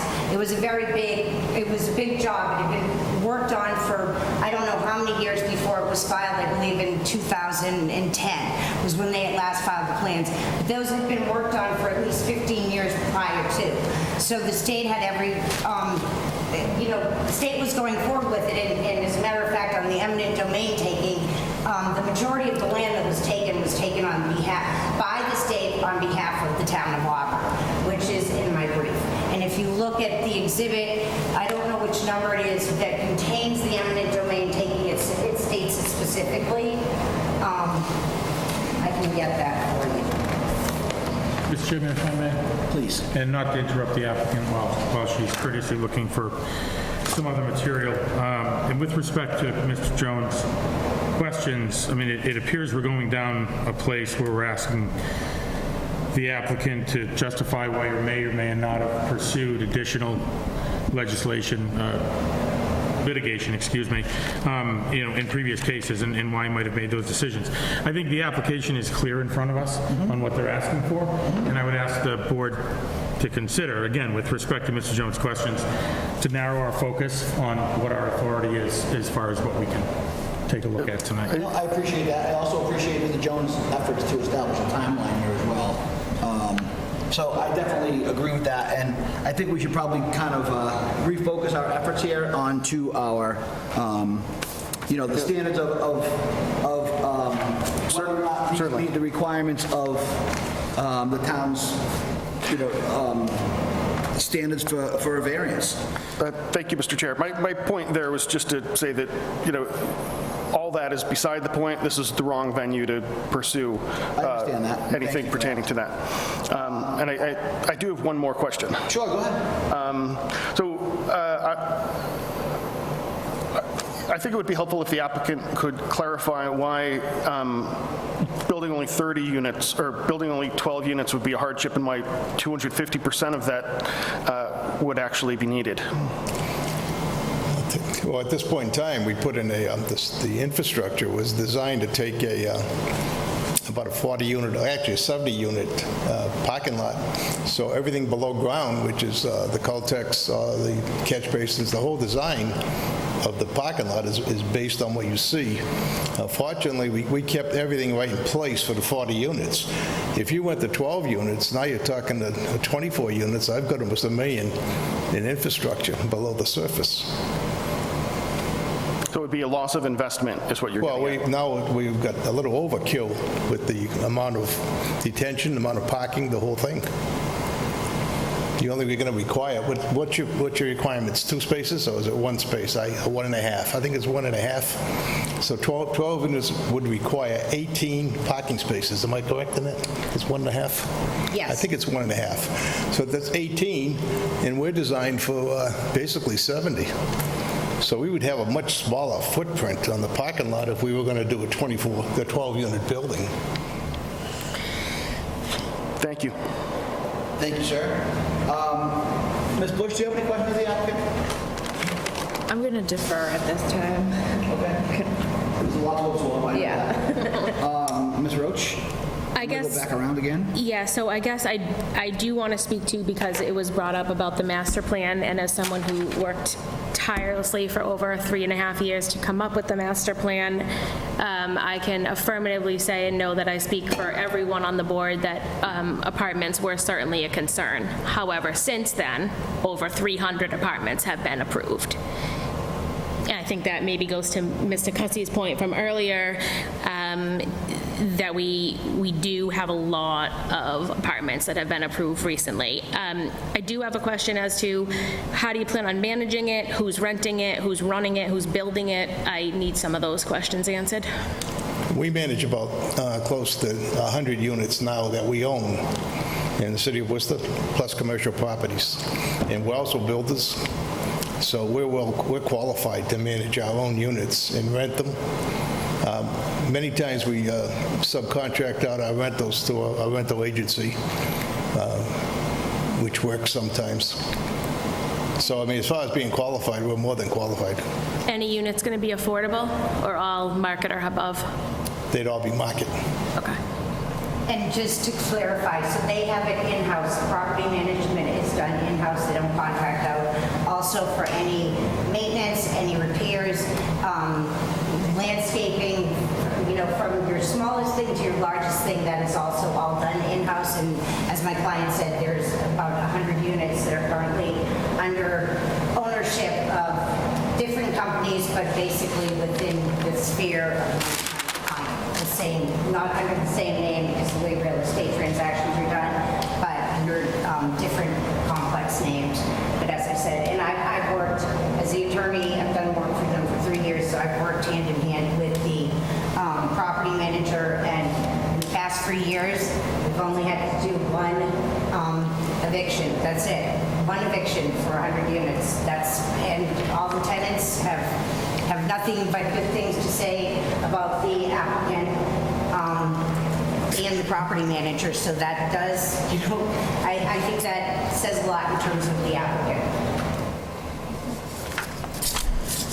Okay.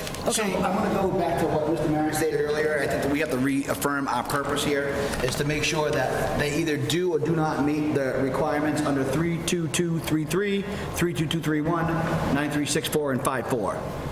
So that's really where we need to be in terms of that. So I'm just going to ask a couple of questions, and I'm going to turn it back over to the board members.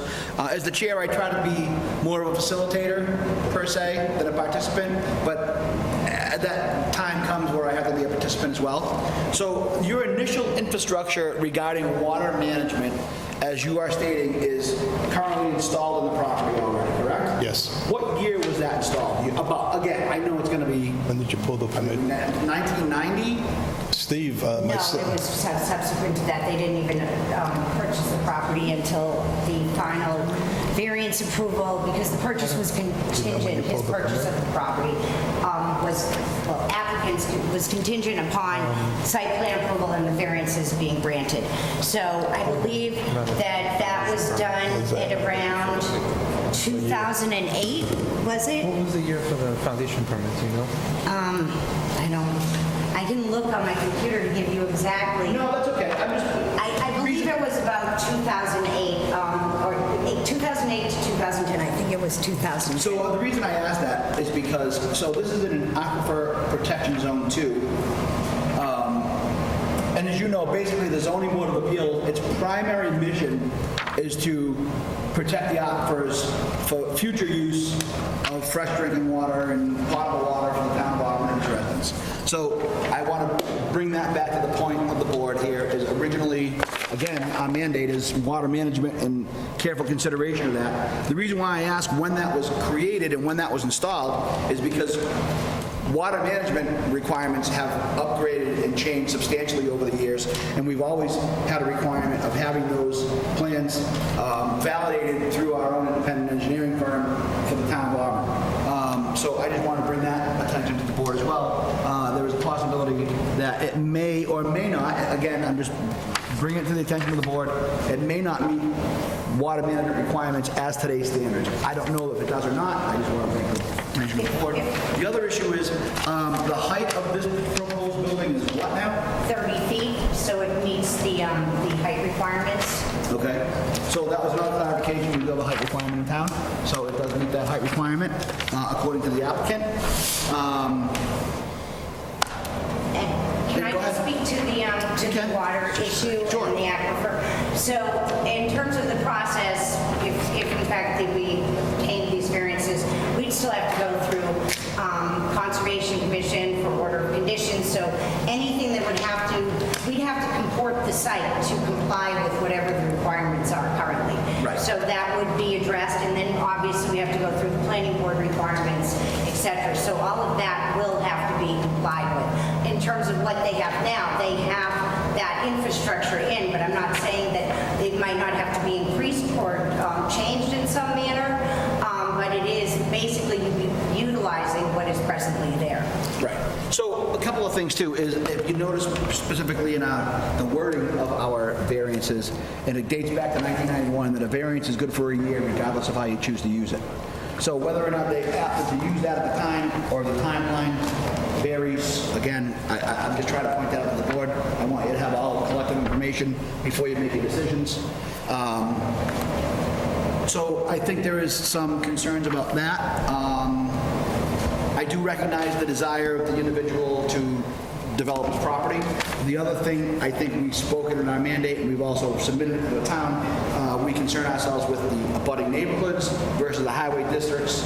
And again, we've several times stated in the past that we enjoy vigorous growth in the business district, but also want to preserve the integrity of the neighborhoods in terms of entry and exit off of that piece of property. So again, I just want you all to have collectively the same kind of information before you make your decisions. So with that being said, I'm going to bring it around the board again, and then we can all kind of bring this to a close. Again, please keep your considerations and your thoughts onto these sections that we're dealing with specifically, because that provides us with the legal standing that we have. So, Mr. Nairn, sir? Thank you, Mr. Chairman. I don't have any additional questions for the applicant. I would just dovetail on a comment that you had made. I was thinking along the same lines. The applicant had mentioned a couple of different times based on the infrastructure that's there and raising a couple of different topics, one being the number of apartments and how they would reconfigure. Based on the time of when it went in, I would expect that there will have to be changes or upgrades or complete modifications, to their to the building department's pleasure to make sure that it meets current standards. But I think it's a fair point to raise that the assumption, I don't know if the applicant's making an assumption that infrastructure can be repurposed for what's there and pivoted. But thanks for letting me speak on that topic. I don't have any additional questions. Okay, Mr. Cussy? Yeah, is there an option to go out onto Route 20? Enter and exit onto Route 20? Good question. No, there isn't. We don't own the property. There's a property in front of, that abuts Route 20. What had happened when the eminent domain taking occurred, it literally changed the configuration of the intersection of Hill Street and Route 20. And so now the only property on that is in front of the applicants. And I believe that property is currently not developed. That's also sat vacant. And also just one other thing, just so the board knows, because I think I was confusing on this.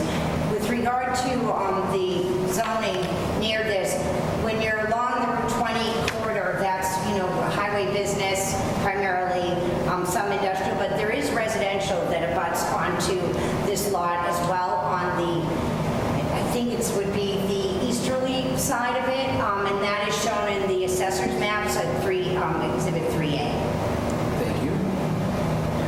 One point I'd like to bring out too, in the design of this structure and the building, it's the lot itself, we tried to keep it in the same configuration as the original hotel.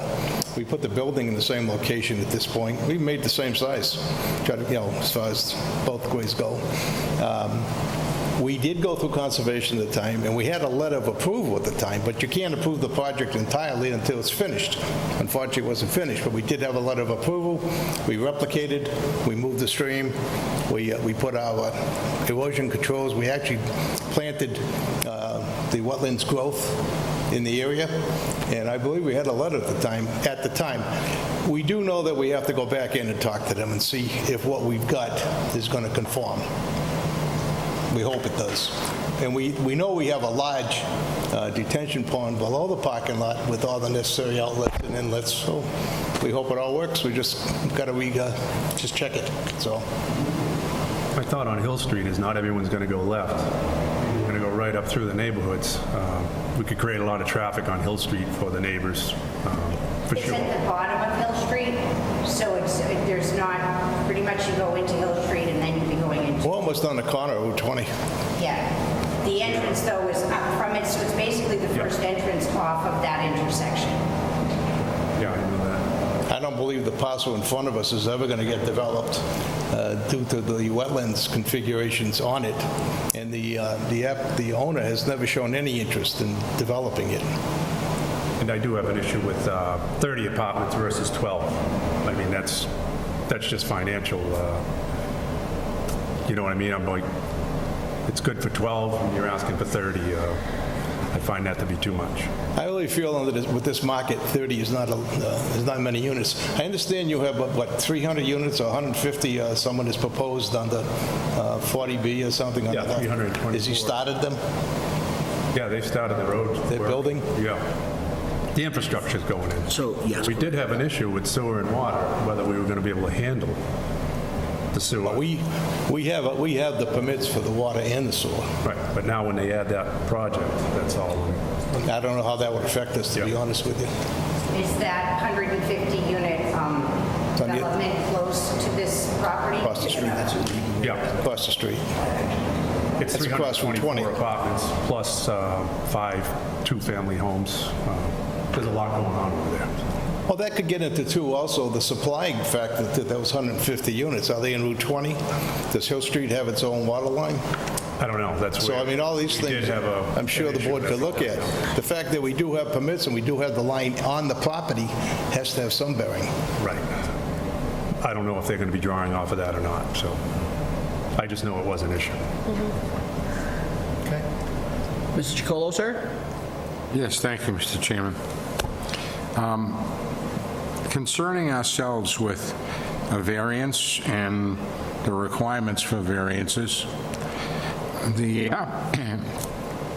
there's no doubt in my mind that the applicant meets the criteria of topology.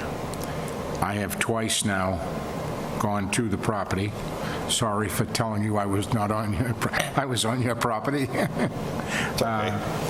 I've twice gone there to view the topology, which probably was made worse, which would be in the favor of the petitioner. The fact that he would suffer monetary damages should, as a result of the topology, and should he be denied, there's no doubt in my mind that he would suffer monetary damages, because to make this all work through no fault of his own, to make it all work, he's got it figured out where he needs 30 units. The impact on the town, I don't really see that the impact on the town from this 30 units is any greater, or this would put us over the top. This would be the tipping edge, and put us over the top with what's already going on in the town. So I don't really see the impact on the town as that much. And if we're considering a variance, I think he's met the criteria for the variances. And that's what we're here to consider. Okay. Ms. Roach? I'm sorry, did you have anything else you want to add? I apologize. Not right now, thank you. I felt like it was a natural ending. Yes, it was. Okay, thank you. Yes, it was. So I guess, I think I know, I can understand that the exit and the entrance to the location is both going to be on Hill Street, and they're going to be in between the light on 20 and the entrance to Ronnie's. The entrance, which entrance, miss? To the back entrance to Ronnie's that goes out onto Hill Street. Yes. Your entrance and Probably exit. pretty close across the street from him. Well, I don't know where his entrance and exit is. He has an entrance on, are you talking about the property across the street? Bonnie's. On Hill? That has an entrance on Route 20. There's also, I believe, a small entrance off of Hill Street, but the entrance I've seen, because I've gone to the property a few times, is always off of Route 20, which is the larger width. Right, but not if you're coming from town anymore. You can't get in from that. You have to use Hill Street if you're coming from Auburn. If you're coming from Oxford, you can enter on 20. But if you're coming from anybody in the town of Auburn, you're a left on Hill and a right into the parking lot and an exit. Without If being you're going to facetious, Auburn, the same thing. it seems like everybody gets into Bonnie's no matter what. But then, yeah, true. So then your exit and entrance will be from there to the light. Yeah, or close to that. Okay, where's that plan, Steve? I just want to give you an exact answer. I think so. And I apologize for that, I don't know, quite honestly, how you get. There's not much. You start up the slope pretty much right after that, so I think you'll be right before Have you that. seen this plan Is it an exhibit? It's the variance plan that was submitted. that was submitted? Is in The the variance plan that was submitted. It shows you specifically the driveway. Okay, perfect. Mylars, and there were small ones as well. Yeah. Used as an This is the reconfigured. It's used as an Okay. It used to kind of come. sometimes blocked off. I'll push this down. Okay, so that's supposed to be in and out. Yeah, it was 3 Mylars, I guess. Yeah, must be. Here for the other side, yes. Yeah, right. Yeah, that's it. Yes.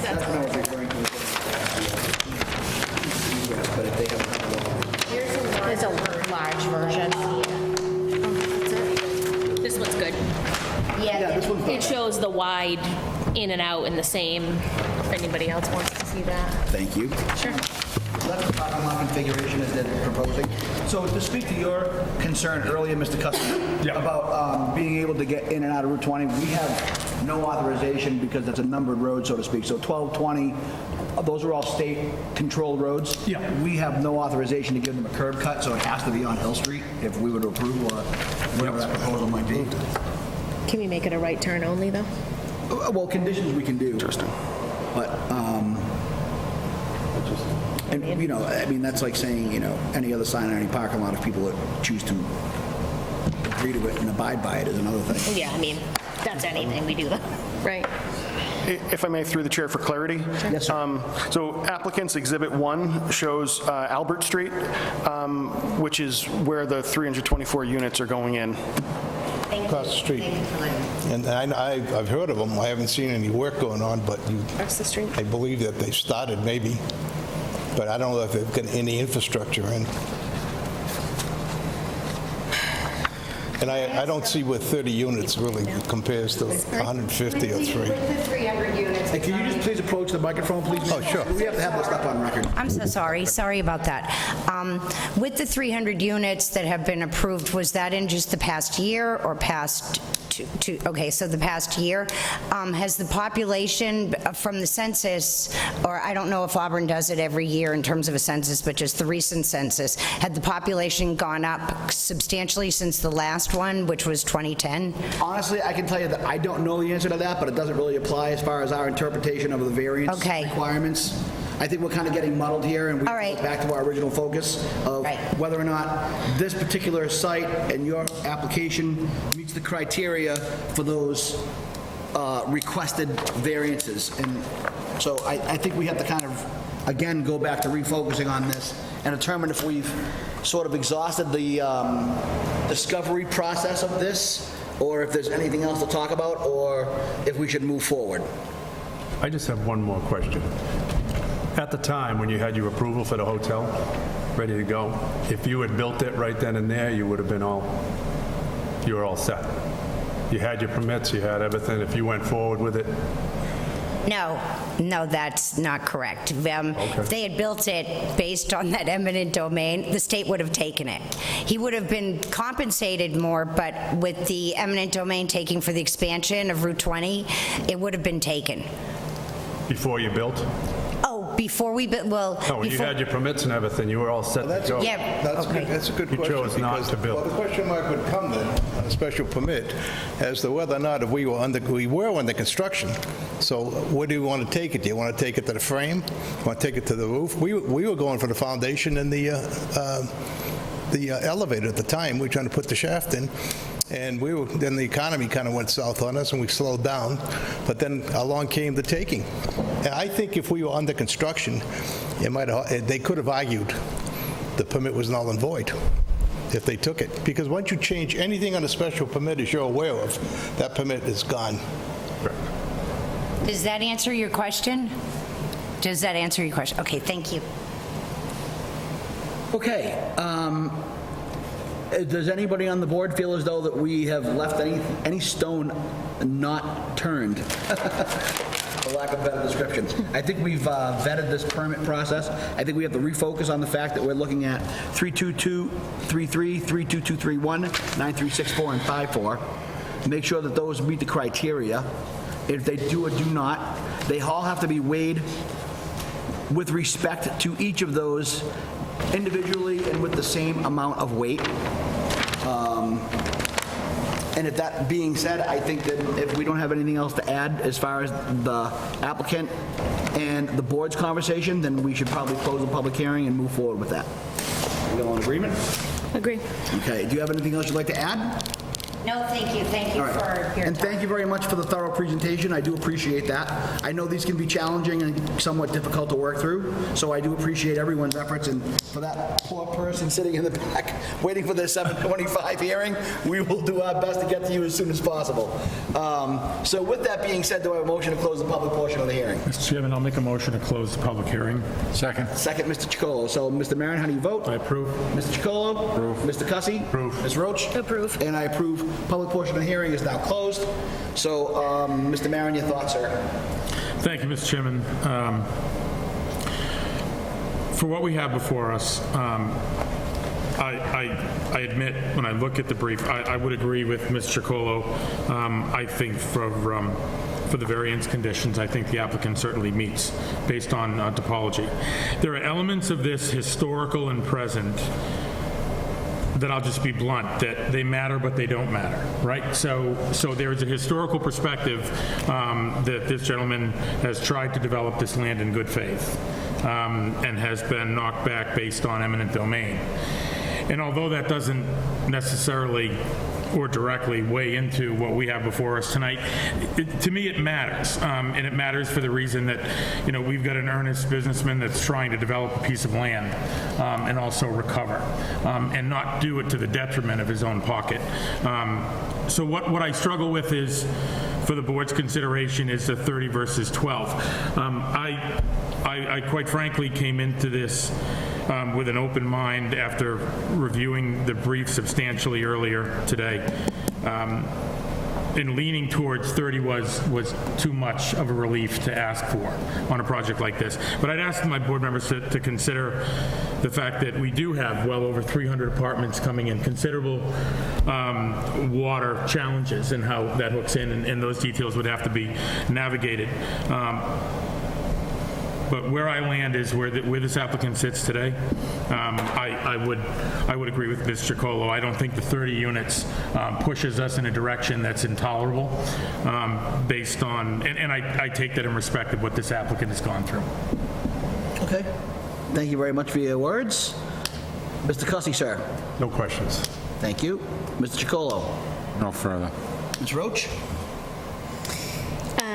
So I guess in terms of just discussion with the board, I certainly would agree with both of my board members that I think topography, that's a slam dunk. The lot was changed without, any doing of the petitioner.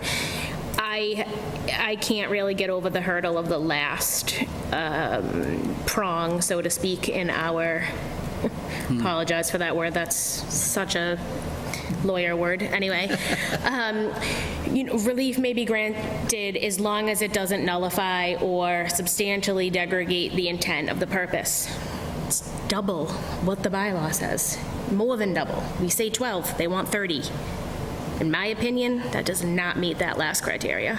I just don't see how we got away with, the intent of the bylaw was to limit at 12. They're not asking for 14. They're asking for 30. And I don't think it meets it. I might be the only one, like, well, she'll see.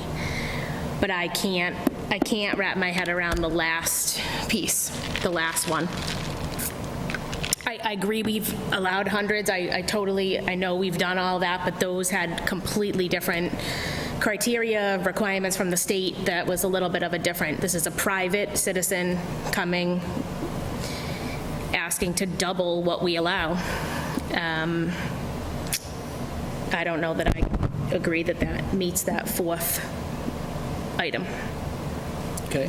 Just my 2 cents, 5 cents probably. I do appreciate that. So I just want to kind of go over a couple of things with you. If I may briefly, just with respect to what Ms. Roach said, ditto. Thank you. Okay. So let me just go ahead and read, and I'm not going to read through this entire thing here, but 32233, right? So you go to the table of required uses here, 32233. Yep. Page 5.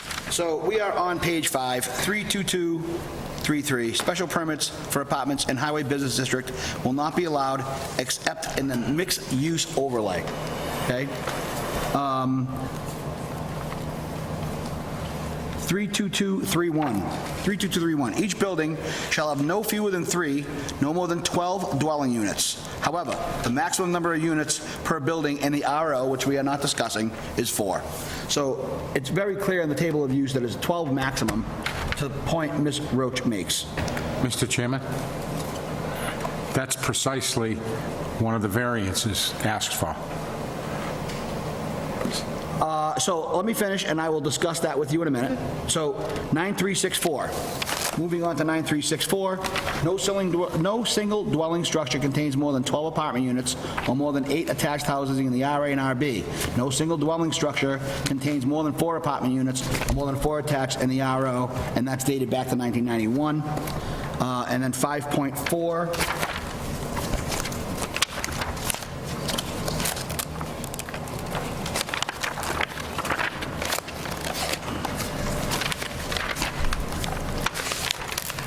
dimensional regulation table in the HB.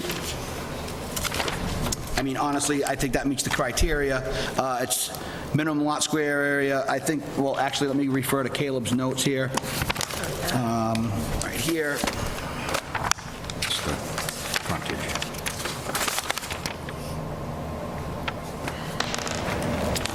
Ellie Way. So this is 38 Hill Street. The applicant would need variance to provide relief from, we talked about 3231, 32, 9364 for a use variance. Use variance not permitted in highway business except in mixed-use overlay districts and only 12 units per building allowed. And then 5.4 dimensional variance. The frontage requirement is 120 feet. The applicant has 111.82. So I mean, we're looking at less than 10 feet. I think we've actually granted permits for signs in that area in the past. Just for an example, because of the eminent domain and the taking, we gave those businesses in that area permission to put their signs back up, is roughly what it came down to. But I just wanted to make sure that these are the things we're focusing on right now when dealing with this decision. All of the other sort of Soft topics, I thank you very much, don't necessarily apply, although the totality of the circumstances, as Mr. Maron had pointed out earlier, I think certainly have some weight to the consideration. So with that being said, is there anybody that wants to add? I think you wanted to discuss. I said it, you know, it's precisely the variance being asked for. What's that? I'm sorry. The additional apartments. Right. And without that variance, applying the template of all of the others, without that variance, because it goes directly to the point of being financially viable, without that, the project is null and void. Okay, and again, this is a point, I am trying to, again, give everybody the same information to make a decision, trying to facilitate to make sure that I think there are certain points that were or were not brought up in regards to specifically what we are here as our mandate. So that's really all I wanted to bring up. So with that being said, is there any further discussion from the members of the board that are going to vote? None. Hearing none, seeing none. Okay, so I'm going to read specifically here to make sure. So we are at our 7:20 hearing, applicant West Boylston Black Orchid Incorporated, requesting 3 variances under 32233, 32231, 9364, and 54 of the Auburn zoning bylaw for an apartment building on property located at 3A Hill Street, Auburn, Mass., map 65, parcel 5, continued from 5/2021. Is there a motion on the 7:20 PM application? Mr. Chairman, I'll make a motion to approve with standard conditions based on what's been proposed this evening. Okay, do I have a second? Second. All right, so I have a standard motion to approve from the vice chair for standard conditions and a second from Mr. Chacolo. We'll do a roll call vote. Mr. Maron, how do you vote? I approve. Mr. Chacolo, how do you vote? Approve. Mr. Cussy, how do you vote? Deny. Ms. Roach, how do you vote? Deny. So we have 2 denials and 2 approvals. And, you know, honestly, as the chair, I feel as though that I actually have to say that I think that the 12 apartments to 30 apartments is a stretch.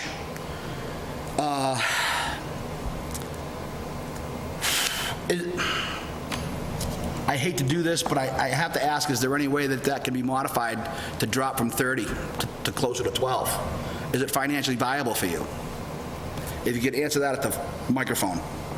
And I do understand, sir, but before I vote, I have to ask these questions to clarify. I'm going to just allow this one. Well, to be competitive in any business, we've got to get the most out of the property we're working with. And we do have quite a bit of costs into the infrastructure and the parking lot as designed for that 70 units. Fire, you certainly would have a much smaller infrastructure, detention pond, everything below it, cut it into 2/3. So the way we are now, we have an investment. It's a hardship not to build the 30 units. And if the 30 units going to be that much of a drag on the town itself as far as infrastructure, schools, police, etc., we're not going to have many children there. I'm going to go back to the board members here.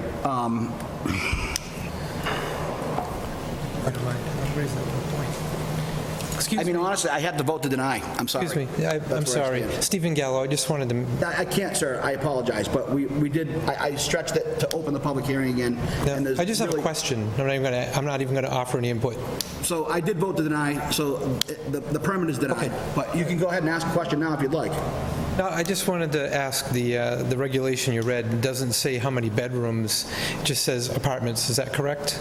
Yeah, that's correct. Correct. Okay, so if somebody came in and said, I want to do 12 4-bedroom units, that'd be okay? Yep. So one thing I will be clear about, so I did vote to deny, the motion stands. Do I have a permission from the board? I'd like to request to open, to speak to the public portion of the hearing. Mr. Chairman, I'll make a motion to reopen the public hearing. All right, do I have a second? Second, yes. Mr. Maron? I approve. Mr. Chacolo? Yes. Mr. Cussy? Approve. Ms. Roach? I approve. Okay, so we did not write this bylaw that was probably written 30 to 40 years ago. We are only charged with interpreting it. You certainly have the right to appeal to the Worcester Housing Court and go through that whole process. You are more than welcome to do that. We've had several people do that in the past.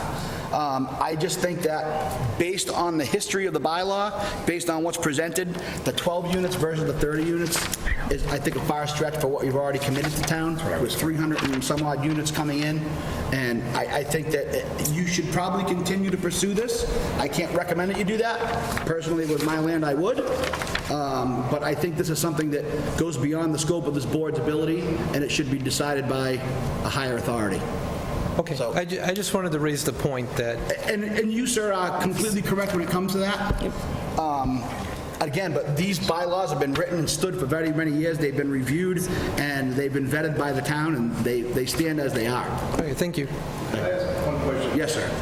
You asked me about... You want to just go to the microphone, please?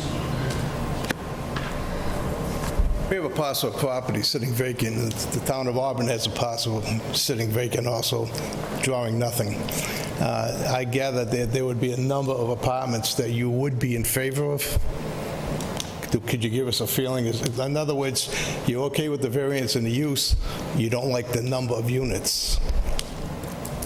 So there is no historical perspective on what the zoning board considers to be a reasonable percentage of expansion, I guess, for the lack of better description. I'm trying to think of the way to properly say this. So there's no reason, they don't give us a table to say 12 units is okay, but you can go up 25%, or you can go up 30%. So going up, I think what you said, 250%, or whatever it is, doubling the amount, I think goes beyond what they term as the intent and purpose of the bylaw, and the board should not degrade the intent and purpose of the bylaw. And I think by doing that, we do that. So I can't speak for the other members of the board. There is no rhyme or reason. For our in-law apartments, for example, it's 700 square feet, let's say. Some people come in and they want 760, but they have a 30,000 square foot lot, so it doesn't have an impact. Some people come in and they want 1,000 square feet, and they have a quarter acre, so it impacts their neighbors. All those things take that into consideration. If you had come out, and I just don't know, but if they said 22 apartments, the board may have agreed to that. I don't know. But I think that more than doubling the amount goes beyond what the bylaw allows us to interpret. So what I'm trying to get to, I'm trying to get a use for my property. And we have it sitting there now for 10, 15 years. I mean, so we are trying to do something with it. I get the impression that if we were to lower the number of units, which is always conceivable, that we would have more favorable response. So I cannot speak for my members of the board. The members of the board all stand alone, and their vote, as I've always stated, is equal and as important as all the others. I think that it's safe to say that they would probably find it more palatable. Do you have a means for like a person such as ourselves to communicate with the town to get a feeling for what you're looking for? So again, I think that goes to, I would defer to the Department of Inspectional Services. I think that from a consistency point of view, and just historically speaking, the board tends to agree strongly with what the Department of Inspectional Services recommends, particularly the building inspector. I think they have a good handle on what the town requires. I think the master plan is well understood by the Department of Inspectional Services, and I think they also understand what the board requires, representing the communities. So I think if you were to work and reach out to the Department of Inspectional Services, specifically Caleb, I'm sure you could probably work with something, come up with something that might be more feasible and fit in the community. So we will talk to your planning director. I would recommend. I mean, anything can be modified. And unfortunately, Absolutely. and right now, I mean, anything, you can live with it, but we are in a very difficult building situation right now. Completely understood. It really is. Thanks, gentlemen. Thank you. Thank you. All right, so we're going to give them about 30 seconds to clear, and we're going to move on to the next one. so sorry. Do I have, just for a record here, do I have a motion to close the 7:20 well, I'm sorry, do we have somebody else? Do you want to speak again? Go ahead. I'm so sorry, just 1 minute and a half. With regard to the subsection D, which the board member was concerned with, from nullifying or substantially derogating from the intent and purpose of the bylaw, my understanding is this bylaw was enacted in the mid-'80s when Auburn was substantially far more residential than it is today. So I would argue that just by the fact that you've granted 150 units on Albert Street, that unto itself is derogating from the intent of this bylaw. I'm assuming that these are all just 12-unit buildings for the 150? So 40B housing is considered to be low income. Okay. We have to meet a threshold of 10% As I'm sure as you are aware, 40B really comes into town and our hands are tied. We can either negotiate with them to have the best outcome for all parties concerned, or they can do what they call a hostile 40B. So 40B, the state basically ties our hands. They can come in and say there's that many apartments till we meet our 10% threshold, which I think we're about between 8 and 9% now. So we can't really say anything about that. It's a different sort of take of what your concerns are. And I understand that. I didn't realize it was 40B. I didn't know that.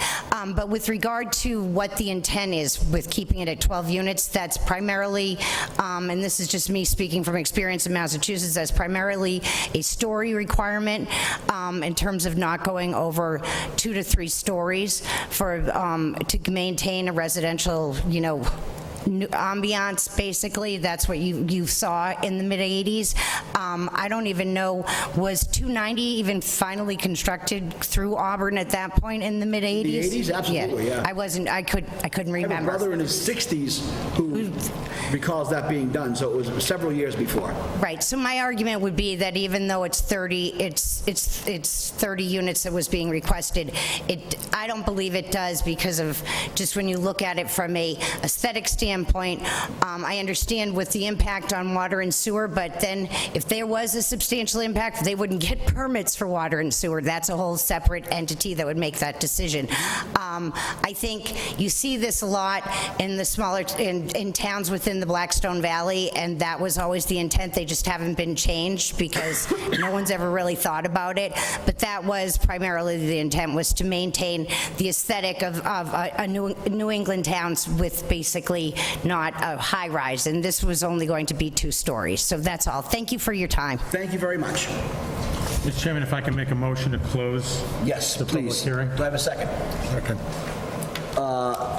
Mr. Maron? I approve. Mr. Chacolo? Approve. Mr. Cussy? Ms. Roach? And I approve. Okay, meeting is closed. Hearing is closed, excuse me.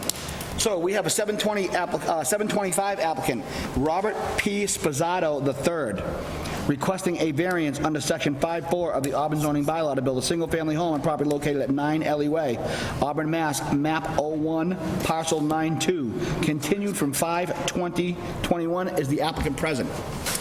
He is. Do I have a motion to open the hearing? Motion to open. Second. Thank you. So roll call vote. Approve. Thank you. Approve. Thank you. Approve. Thank you. I approve. Mr. Maron has excused himself to go to the facility. I'm pretty sure he's going to approve. We will check back with him when he returns. But, sir, if you want to just get set up, and when Mr. Maron returns, we'll take his vote quickly, and we'll give you the floor. So please bear with me for one more minute.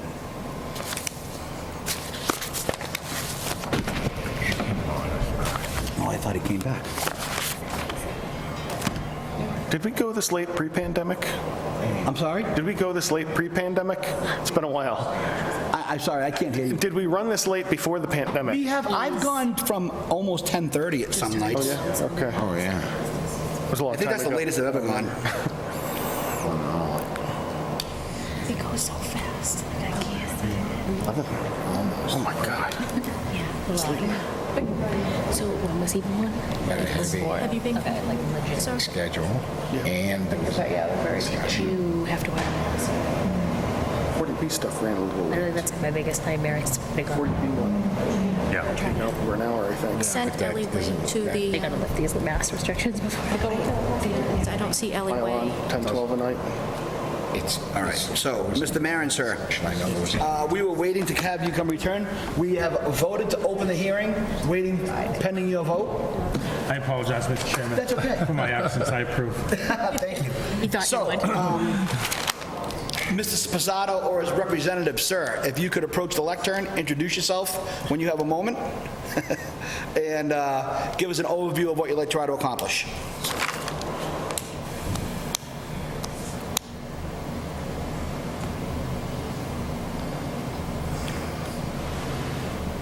Computer's tired. TV. Sorry, just give me 1 second. Okay. TV won't go on.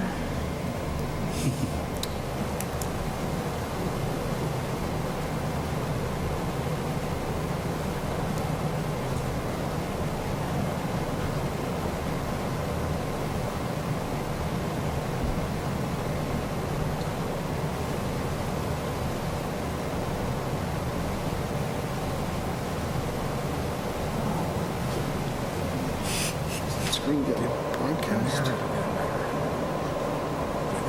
Does it seem like it's not clear? Are we rebooting for your presentation, or?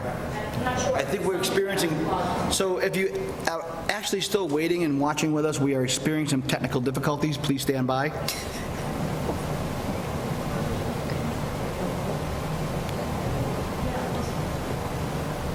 Perhaps with nobody in the audience, we could ignore the TV. Kind of what I'm thinking.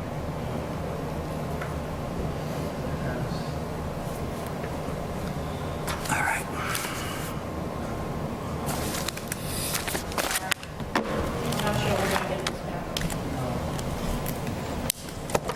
Does everybody have their packet from last night?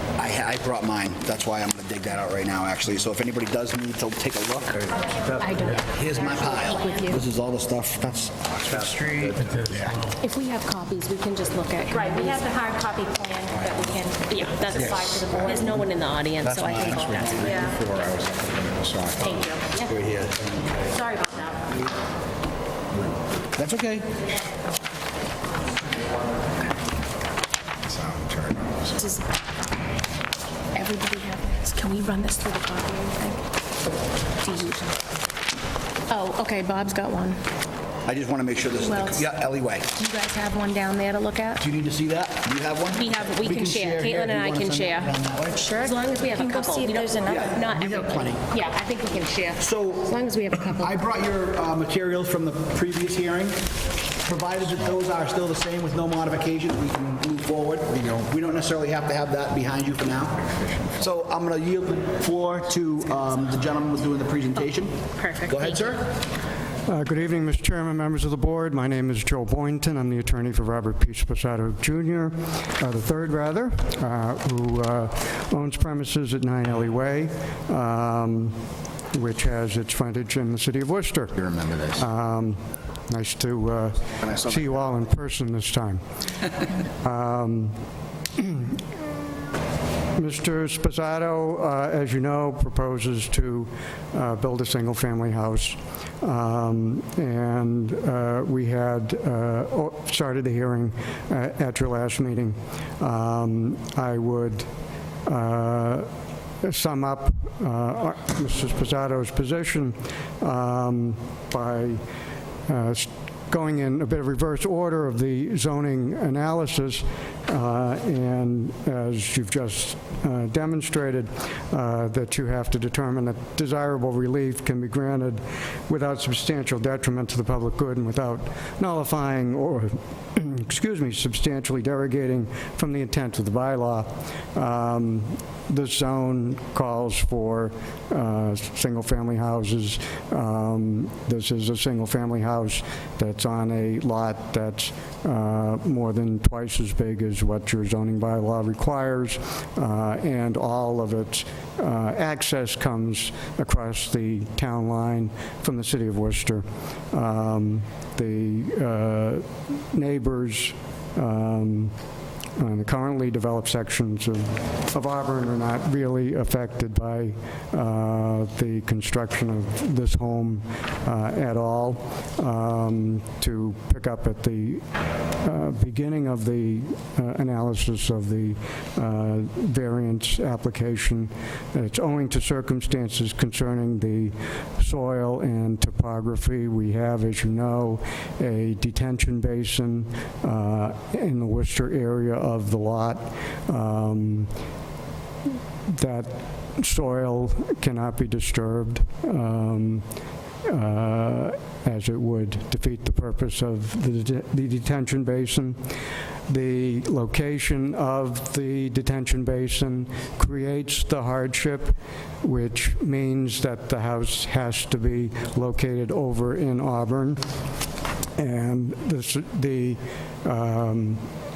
hardship is substantial, as the lot would otherwise be unbuildable. And as it's consistent with the purposes of the bylaw, and the frontage doesn't affect anybody in Auburn, I would submit that the board is authorized by Chapter 48 of the general laws to grant a variance under the conditions of this application. I know that at the prior hearing, one of the abutters on Erica Lane seemed to be complaining about surface water runoff. I myself went out to Mr. Sposato's lot on Friday, and I did not find any signs of erosion anywhere on the lot. And the houses, the lots on Erica Lane seem to be heavily forested. I don't think I was able to see any houses. I don't believe that there is an erosion problem at least from this lot. And looking at your assessor's map, it appears that there's not much of this land that abuts any of the lots on Erica Lane. So I would ask for the board's approval of the variance so that Mr. Sposato can build his home. Okay, thank you. So clearly, we have no abutters present because there is nobody else in the audience. We're the only ones here this late. So I'm going to turn it over to the board. Mr. Maron, do you have any questions or concerns of the applicant? Thank you, Mr. Chairman. Ms. Point, thank you for your patience this evening. And certainly the lucky draw of being our last applicant in a very long evening. So I appreciate you hanging in there. I know that we exhausted many topics when we met last on this application, in addition to the inclusion of abutters. But one of the things that was addressed, and I believe, if I recall correctly, there was a question on whether or not the plans before us were in fact the final plans on where this house will land as far as direct dimensional setbacks. And I understand that there's relief that's necessary based on frontage, but I, for one, was a bit uncomfortable in making a decision, and I'm glad that we did continue because I thought it was prudent in that we had a set of plans that was being proposed with potential modifications. And so my request at that time was to find out if the applicant or yourself directly could produce a set of plans to show us exactly, without potential variation, where this house was going to land based on setbacks. And I wonder if you could provide an update on that topic. Well, you can never be exact when you're applying in a plan because you can't count on the builders to be exact. There is, as I think you've acknowledged, no request for any variance from the setback requirements. So the house would be within the areas in which the Auburn bylaw allows a house to be built. It would be up near the street. The footprint will not be exactly the same, but it would not make, for one thing, it would not make sense to build a house downhill from the street. And it is Mr. Sposato's intent to build it within 5 feet of the front yard setback. So I'm not looking to be contentious on purpose, but I would disagree. Submitted plans would need to be as precise as possible, and I would defer to Caleb if he were here on his expectations for permitting purposes. But for you, I mean, this is just me. Look, for you to share that it will be on or around where this is, but the footprint may change. I mean, I would like to see what this footprint looks like. And it's the same comment that I shared in the last meeting, that if we're not looking at what this footprint is, then I'd like to see what this footprint is to be before we would take a vote on such an application. Mr. Chairman, I'll reserve any additional questions. Thank you. Thank you, sir. Mr. Cussy?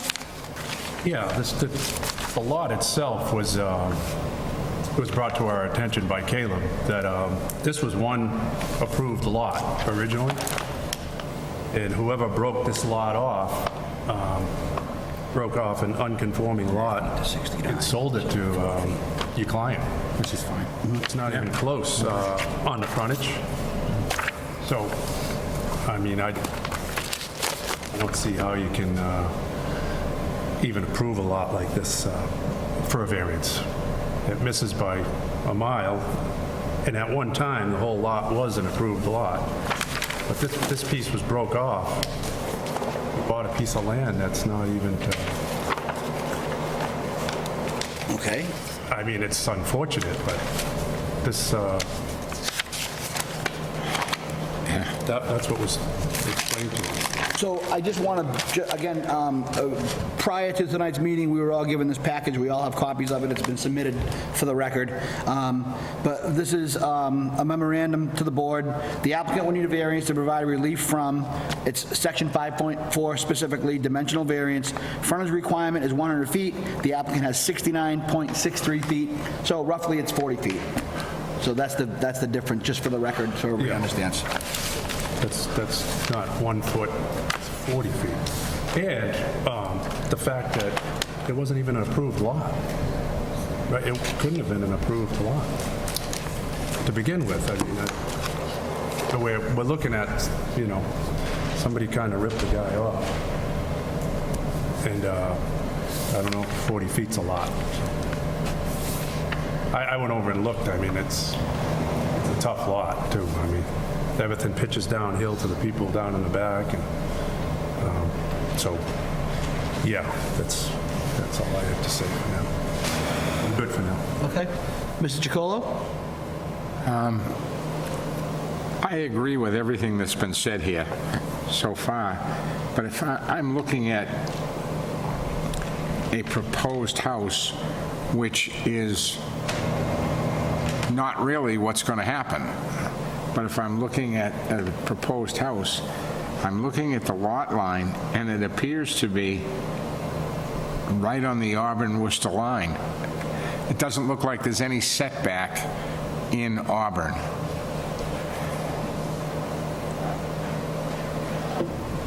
Am I correct in saying that? Mr. Chairman, if I Please, go ahead. could respond. It complies with all of the setbacks under the Auburn bylaw. The surveyor does have a table in the lower left-hand corner and shows what the setbacks are. It's 11 and a half feet to the sideline. The requirement is 10 feet. That would be one sideline. Right. As I'm looking at it, that would be to the right, the 11 and a half feet. Right. I see nothing on the left side.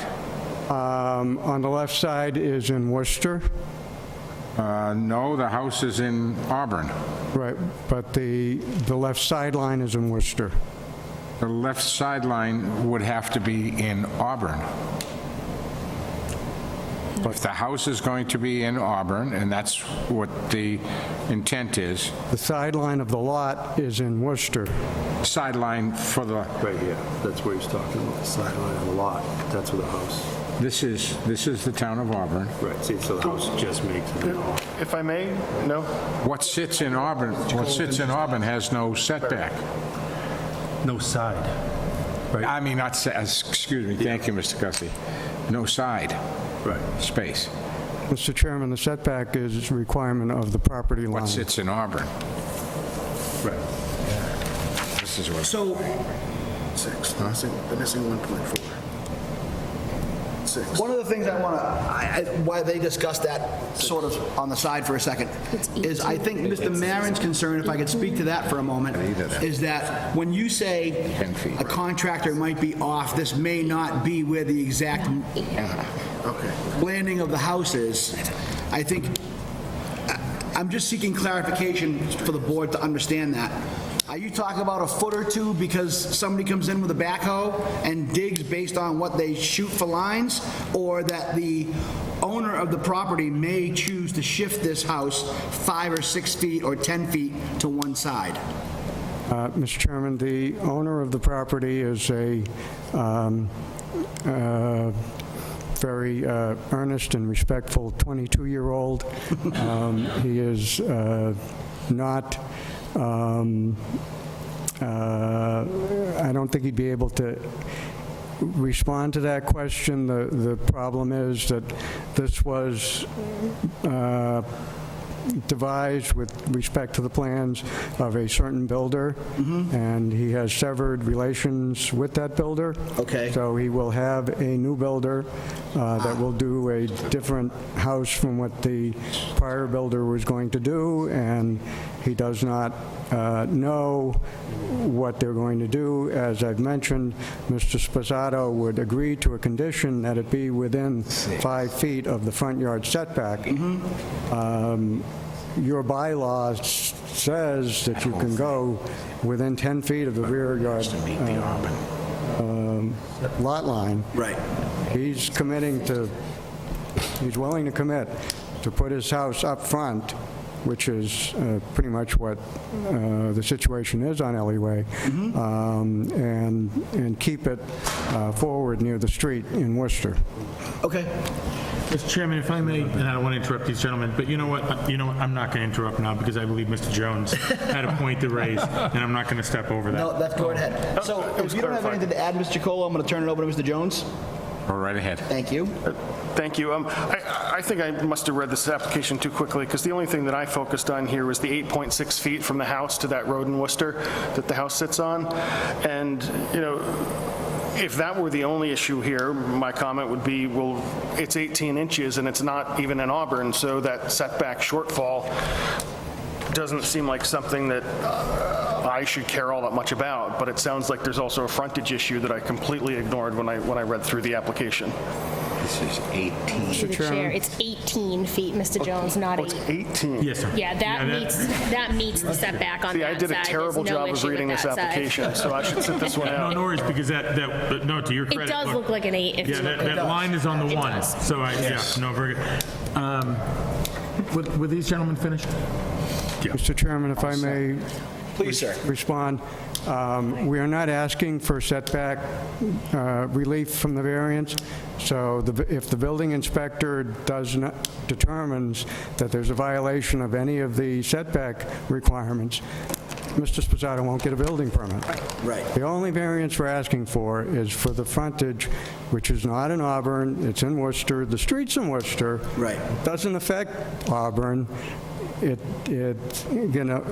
Houses are going to be built up here on Ellie Way. I don't know if the neighbors down below just don't want houses built near them, but houses are going to be built, and it's a single-family zone. It's an oversized lot. It's well within what the bylaw contemplates for this zone, and I would just correct your arithmetic. It's more like 30 feet rather than 40 feet. 30 feet sounds better, and it's just a shade over 30. Okay. I appreciate that. Thank you.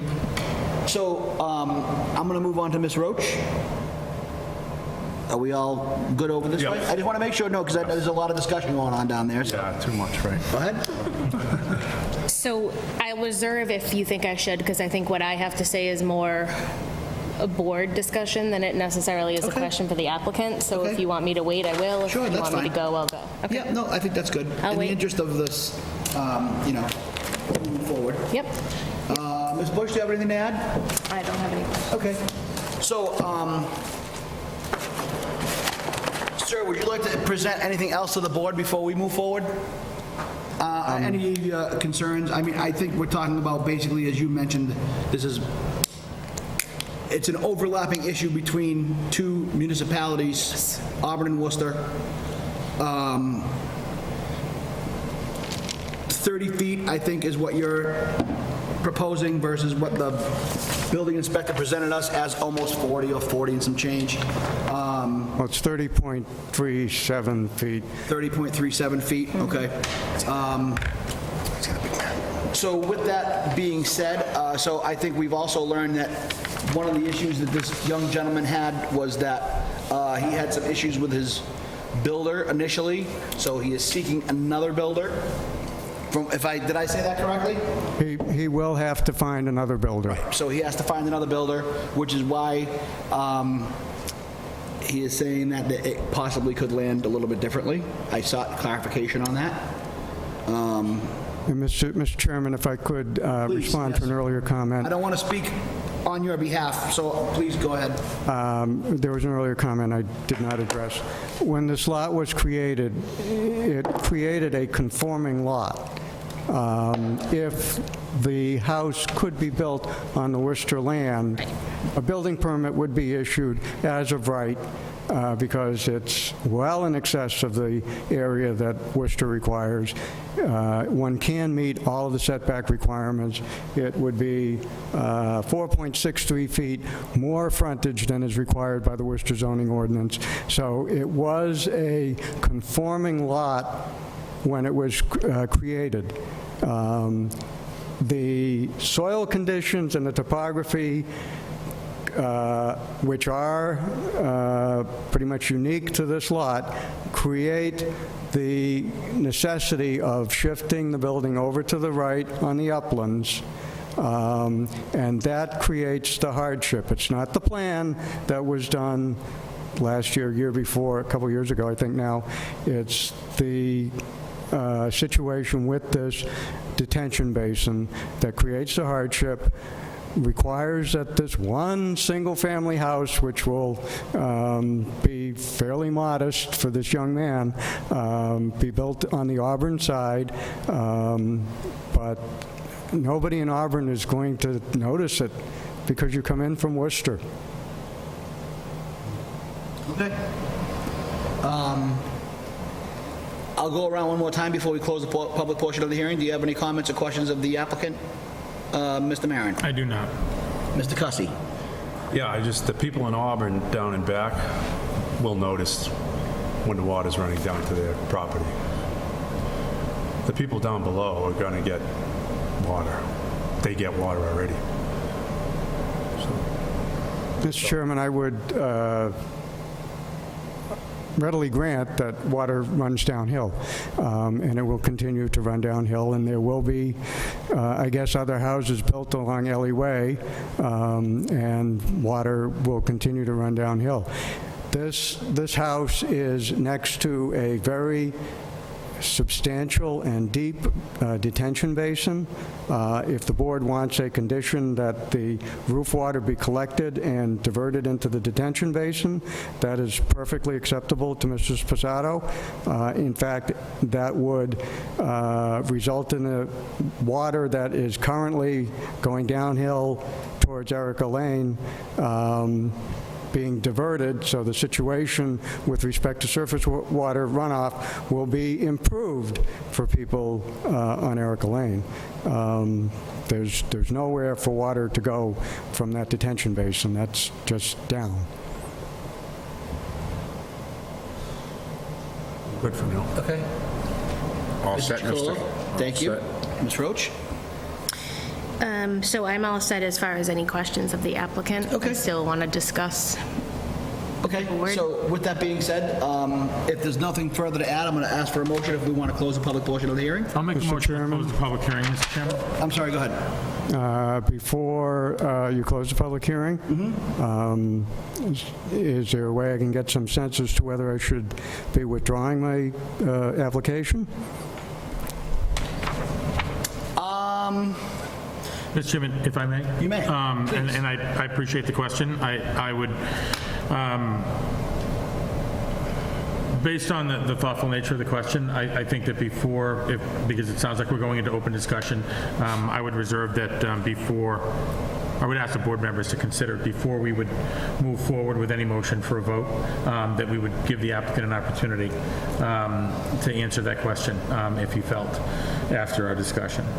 So I would recommend that we close the public hearing so that we can take this into discussion, but reserve before we take a vote to reopen the public hearing and ask him if he wants to make a decision on his direction before we do so. I agree with you procedurally, and with respect to the applicant, I think, sir, if you had heard what the vice chair had proposed, I think that would be the best procedurally for all of us concerned.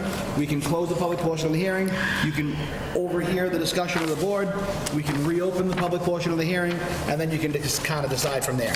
Is that good? Thank you, Mr. Chairman. Okay, thank you. Okay, so do I have a motion to close the public portion of the hearing? So I'll reinstate my motion to close the public hearing, Mr. Chairman. Do I have a second? Second. Thank you. So, Mr. Maron. I approve. Mr. Chicolo.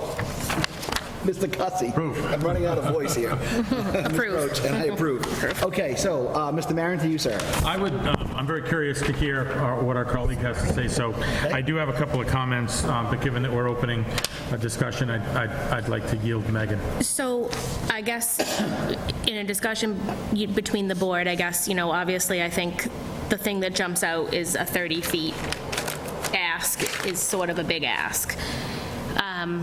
However, unlike my thoughts in the prior hearing, I just want to make sure that everybody understands that if this detention basin was not there, this is a huge lot with way more possibilities than just one single-family house. They could build that single-family house in a separate area, and they would not be before us. They do need a setback requirement variance. However, when Ellie Way is completely built and they fill in houses on all of these lots, they are going to be required to do 65 feet because they live in Worcester. So every other lot next to these, going the rest of this circle, are going to be required to have 65. They have 69, almost 70. The circle's already full though, right? When I went over there the other day? It's full. Right, but their requirements are 65, not, he only has to come to us because where he enters that property and where the actual house is Auburn. Yeah, I think that from my view, it looked like there's one, maybe two on the entry. There's 3 more lots. Yeah, three more lots, closer but up here. At least 2 more that are buildable. But I would agree. If they weren't looking at that drainage easement, right, this is a no-brainer for... They wouldn't even be here. They wouldn't be here. Right. I mean, this would be a buildable based on frontage. And I don't think it affects the neighborhood, so to speak, because, in your neighborhoods and our neighborhoods, it's 100, everybody's 100 at least going down the line. But in this neighborhood, that's not true. Every other house in this neighborhood is in Worcester and is only required to have 65. Yeah, I mean, if I may, Mr. Chairman. Of course. No, but so I completely agree with you. And where, with respect, Rich, to your comments, I mean, 40 feet is a lot based on relief. I agree. More of my concern, and I don't think this is what's before us, but it could potentially weigh in, is that you drop a house in there, they're already getting water in the back. You disturb that, drop another box in there, that's going to increase. Whether they try to abate and run off, roof and whatnot, no matter how they try to abate it, that's going to be, in my view, calculate, that's going to be a fraction of a runoff based on what they're going to experience down below. His problem's going to get worse in runoff down below. We're giving him a bigger problem by now, I'm not saying that that's a reason to stop a house to go in there, but there's no question that whatever his runoff problems are today, in my view, you put another box in there, they're going to get worse. Yeah. You get a driveway and all kinds. But I don't think that's really for us to determine. We don't have the jurisdiction to talk about runoff. Right? We're variance only on dimension, in my opinion. No, but you're right. And just like the last hearing, the neighbors have absolutely the right to seek relief if water is put on the property, intentionally or by accident due to the construction on the lot. Building permits have to be issued, things like that have to be checked. So this house really shouldn't be here, is what it comes down to. It should be over a little, but they can't because of the basin. People down below are going to suffer because you're allowing a house, and the builder or whoever sold them this lot knew this. I mean, it's a 23,000 square foot lot. Right. Yeah, and 20,000 of it are an easement or drainage, so he has 3,000 square feet. 75 square feet is drainage, 19,000 out of 23,000. Correct. That's a lot of water management right here. Oh, yeah. Right. But you're exactly right on based on that. I mean, when I think variance and I think detriment to the neighborhood, I guess that's where I'm falling. And it might be thin, fair enough. I might just be an old man and getting tired. And I completely agree. But the variance in a detriment to the neighborhood, you put a box in here based on what he's working with today, and they're going to, yes, abatement and dealing with it and other issues, but if we're going to speak for the neighbors at times, then, we're going to create a bigger water problem, putting another box in there. That shouldn't be there. But What's the footprint of this? 2638? Modest. Yeah, 2638 with a 6-foot porch.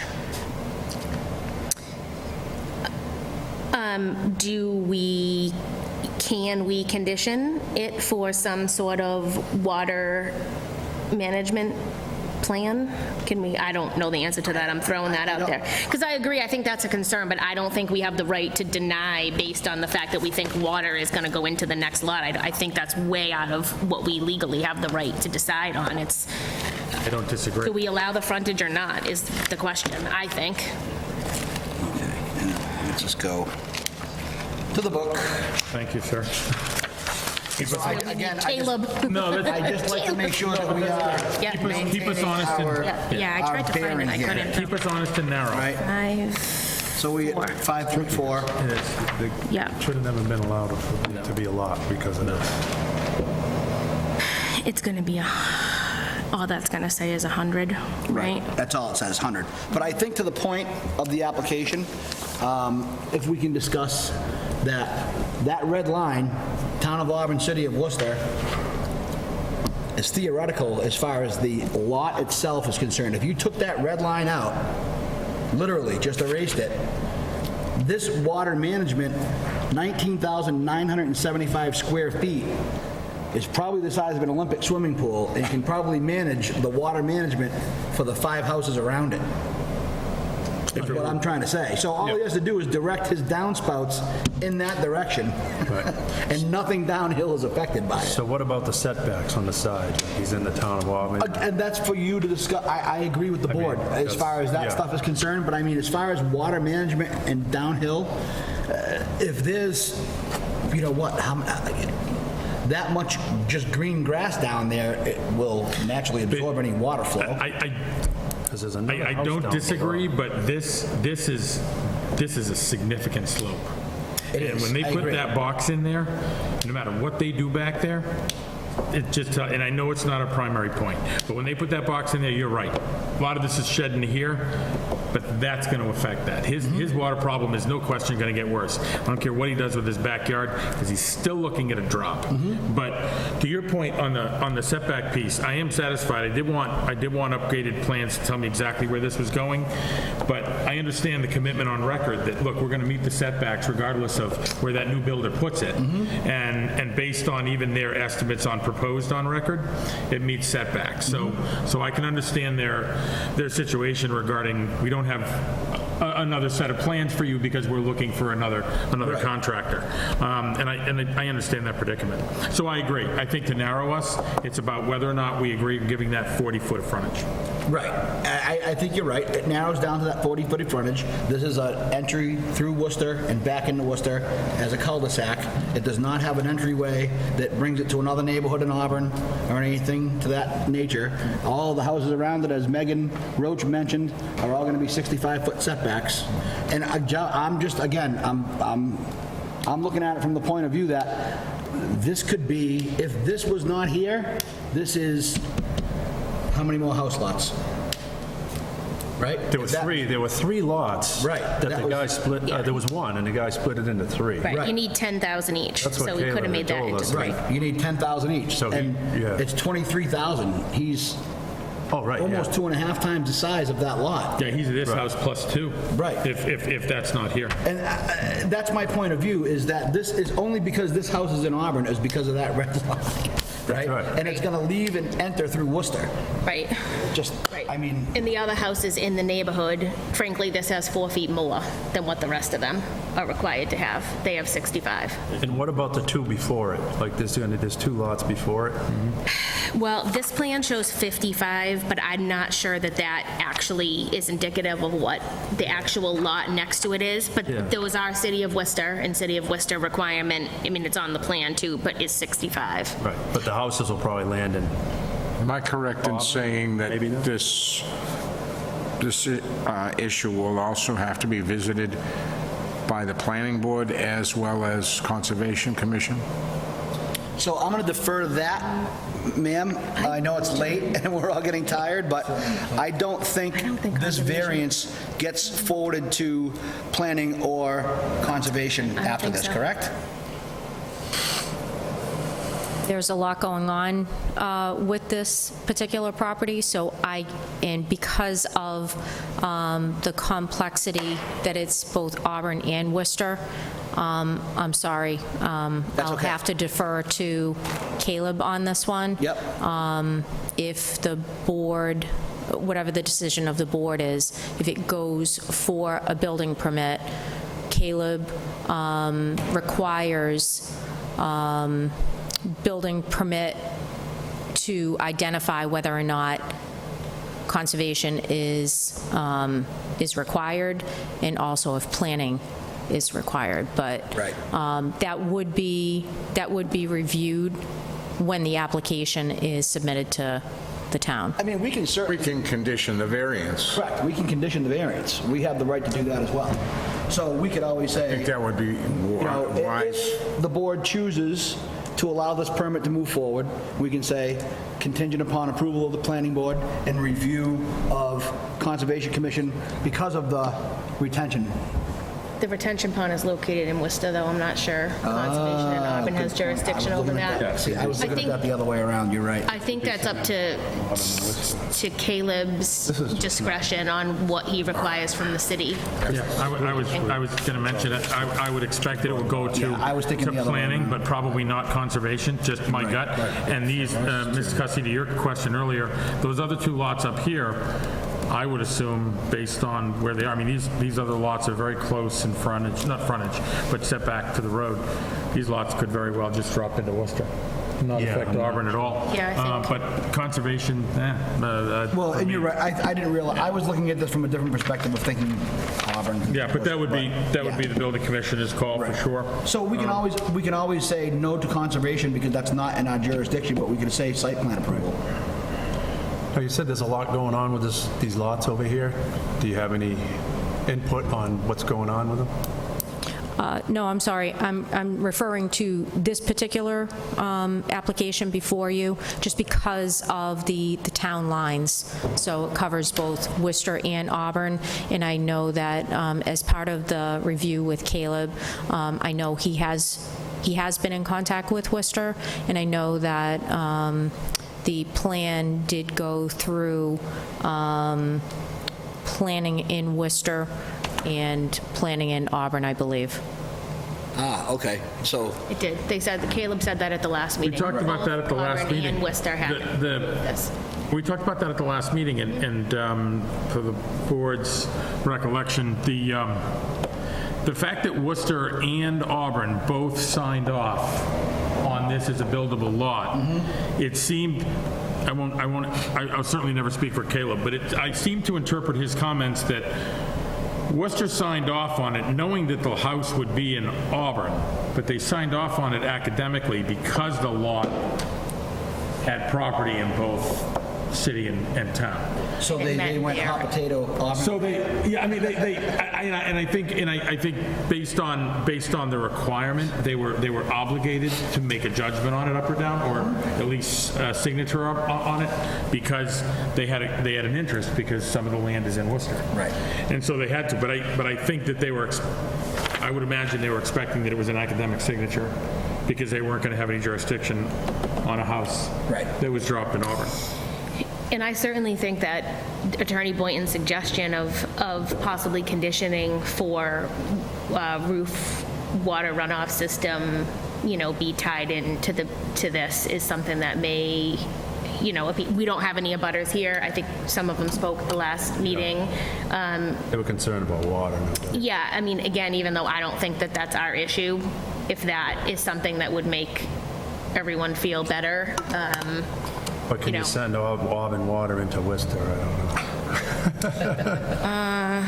That's interesting. It's a problem. But No, part but of the law- that's a great point. I mean, Yeah. you're conditioning that to make the assumption that we're going to be able to shove But- his house water over into that basin. Mr. Spizzato owns the lot, and easement is just a use of the property. It doesn't change any ownership rights. So whoever the easement belongs to doesn't, as long as what he's doing doesn't interfere with the granted easement right, they can't say no. He's still the rightful owner of all of that land, including the easement itself. I mean, he can't put an island in the middle of it, but So the easement is for that water catchment or retention system. pond? Okay. That's the way I read the plan, yeah. Yeah, so in theory, he could put a building on stilts in the middle of it because it wouldn't impact the water retention. Yeah, if he could get the permit from Worcester. Right, yeah. Yeah, sure. So he has another option. Yeah. Fair enough. No, I mean, I think it's a fair point, and I think that it would go a long way, even if it's a feel-good soft topic. I would agree. To put an addition, to put a condition on it in that regard. Whether or not it actually has an effect of abating water to the degree that the neighbors are going to feel it on the other end. I mean, I have my own opinions on whether or not it's going to matter, but I think as a softer topic, it's certainly an offering. Yeah, because it's straight down. I walked in there, it's like, You're not going to stop water. it's straight down. No matter what you do. If you walk in there, it's a Well, I mean, it's a I think to the horrible point lot. of the attorney has mentioned, I mean, you can't stop gravity. Water's going to run downhill regardless. I think if we give this the opportunity, and I am just proposing that if this happens to be approved by the board, conditions are met, this retention here, again, you look at it, 19,975, that's an Olympic-sized swimming pool retention area. I don't know how you that get the water over there. He is going to pay taxes on and be responsible for the lifetime of the property that he owns it, that he can't use. He can cut the grass, he can make it look pretty, he can hit golf balls on it, but he can't do anything, he can't put a shed on it, he can't even legally park a car on it because it's water management. I mean, technically, right? He can put a picnic table down there if he wants. But realistically, he has to maintain this, he has to pay taxes on it, he has to take care of it, and he can't do anything with it. Yeah, I mean, So, you know. I mean, I would, and I. Whoever sold it to him really Yeah, I did mean, I would respectfully bring us back to, I think, what's before us, and I think some of the thoughtful comments you made, Megan, I mean, it brings us back to, do we agree on 40 feet of relief? Do we want to condition it in 30. such? It's 30 feet. I'll just Do we agree stop on saying 40. It's 30 feet. I wrote Not down, 30 inches, 30 I wrote down 40, so that's why I keep saying it. 100 minus But, 69. What's a half acre? But relief It's on. late. No one can count anymore. Relief necessary on frontage, for the record, absolutely. And condition it in such a way that tries to abate some of the prescribed or expected water challenges. I don't think that we're going to change this applicant's mind on whether or not he should build, and that's not our decision. And if you want, condition it. Well said, honestly, and I think that caveat emptor applies here. The buyer should have beware, but again, to Ms. Roach's point, this red line does not exist when you walk down that street, in theory, right? So if you walk down the street, this cul-de-sac, every other house is gonna look the same, just for the fact of this red imaginary line here, that, it's not imaginary, I apologize, but the theoretical line here that doesn't really have an impact, if it was not there, we wouldn't even be having this conversation. That's why it seems so unjust to apply an Auburn rule to frontage that's entirely In and out of Worcester for the most Agreed. part. Right.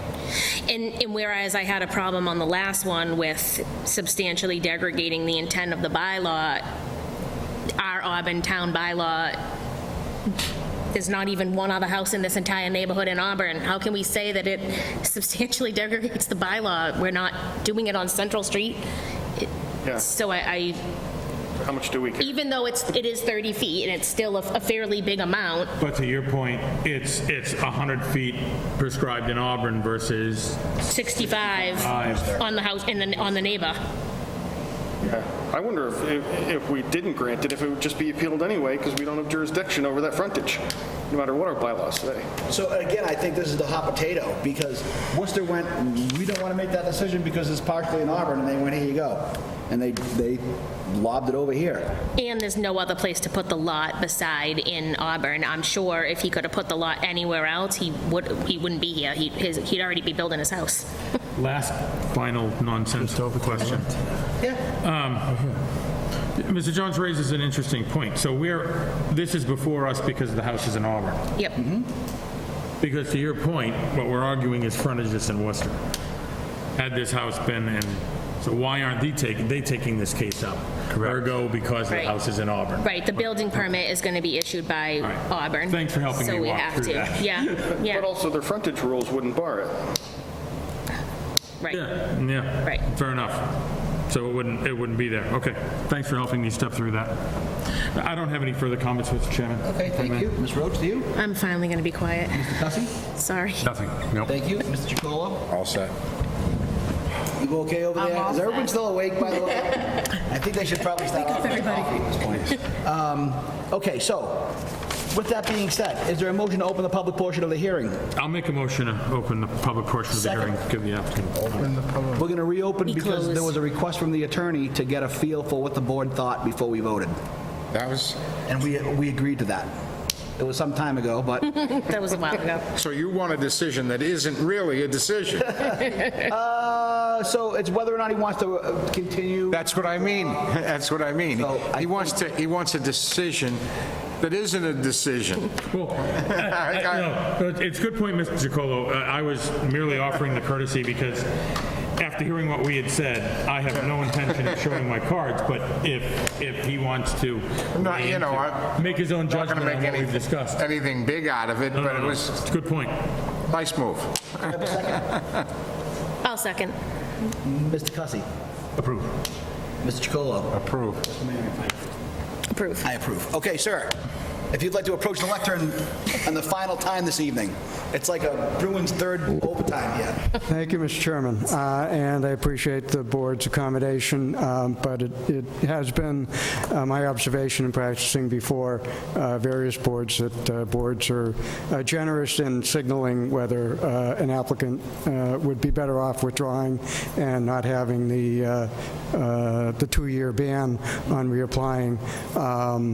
So I would appreciate getting some sense of that, but I'd just like to say beforehand that if there is a motion to approve, that it be worded such that there's the extent of the variance, the extent of the frontage relief is not in question. It would be, 30.37 feet.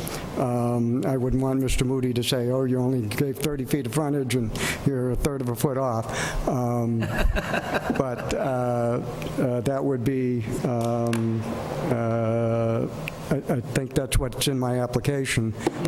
So if the board members are going to suggest to me that it's better to withdraw, then I will do so at this time. If the board members suggest that I don't need to, I will sit down.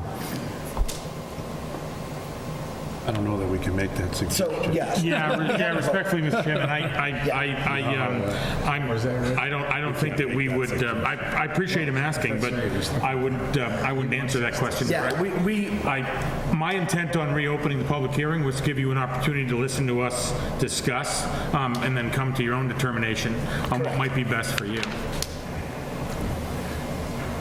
Correct. So it's either whether you'd prefer to withdraw or prefer us to move forward with a vote this evening.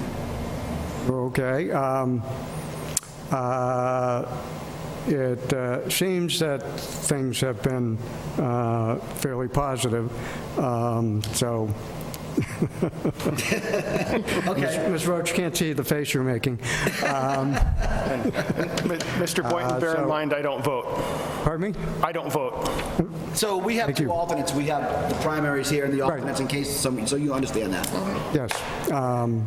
I will I will observe personally that I served on the Worcester Planning Board for 8.5 years, and surface water runoff was something we very much were concerned about, and anything that had a slope, a serious slope, would come before the Planning Board for site plan review. So I'm quite have quite a bit of experience in looking at surface water runoff, and this kind of situation is just the kind of solution that we would have looked at for what we were approving is diverting the water into a detention basin. That takes care of the neighbors, and I really do think that if that's a condition, that's going to divert water from the direction it's currently going in a different direction and improve things for the abutters who are downslope. Okay. Thank So you. we're down to 30 feet, water management, and a fact that this road will never enter or exit into Auburn. Just to point where we're at, because that's really what it boils down to. You know, all of the other conversations that we've had aside, it comes down to really those kind of elements, so to speak, is it's 30.3 feet, it's in and out of Worcester, pretty much, and ample amount of water management, should the board choose to do that and condition it. Mr. Chairman, I'm going to make a motion to close the public portion of the hearing. Do I have a second? Second. Mr. Cussy? Close. Close, thank you. Mr. Maron? Close approval. Mr. Chicolo? You have to say yes to close again, Close. I know. You got a second, but Approve. thank you. Approve. Thank you, and I Yep. approve. Okay, so I have a motion on our final hearing this evening of, make sure I read this properly, applicant Robert Sposato III requesting a variance under section 5.4 of the Auburn zoning bylaw to build a single-family home on property located at 9 Ellie Way, Auburn, Mass., map 1, parcel 92, continues from 5/20/21. I'll make a motion to approve the variance from the 100 feet, which was required, to the 69.63 feet, which is what the applicant has. And I will, even though I don't think we should be talking about water management, I will add the condition to hopefully satisfy other board members that it should be conditioned on a wattage, a roof. Recharge into recharge. the water management area existing on the property. That's correct. Okay. Due to the fact that there's a new builder coming in, should we condition it for the planning board? I'm not sure we can condition for planning. I think that is determined when the building permit is pulled. I think what we can do is condition upon plans, completed plans for the new structure being submitted to the Caleb. Department of Inspectional Services. Sure. Yep. And if he thinks it's site plan, All right. I think that's up to him. Yeah, he can do that. Yeah, he can do Okay, so it would be recharge of water management from the roof and surrounding property. Yep. And it would be contingent upon completed plans of the new structure's position and design along with the application. Yes, that's a good add. Okay, so we have a second, we have excuse me, I'm getting tired, I apologize. We have a motion to approve from Ms. Roach. Do I have a second? Second. To approve? Okay. Correct. So we're going to do a roll call vote. Mr. Maron, how do you vote? Approve. Mr. Cussy, how do you vote? I vote to deny. Okay. I just want to say that this is in front of us. It's in Auburn, and it was sent to us to, it's going by our bylaws. So we're given 30 feet, a 30-foot variance, so I can't do that, so I deny. Okay. Mr. Chicolo, I know that you already approved. Correct, okay. And I vote to approve. So you're all set. Stand your position. Thank you very much. I appreciate your time. I know these can be challenging to get through, so thank you very much, and good luck to your client. Yeah, that's Thank you. All right, so do I have a motion to close the final hearing, 7:25 PM at 10:25 PM? I'll make a motion as stated, Mr. Chairman. Thank you. Do I have a second? Second. Thank you. Roll call vote. Mr. Maron? Approve. Mr. Chacolo? Approve. Mr. Cussy? Approve. Ms. Roach?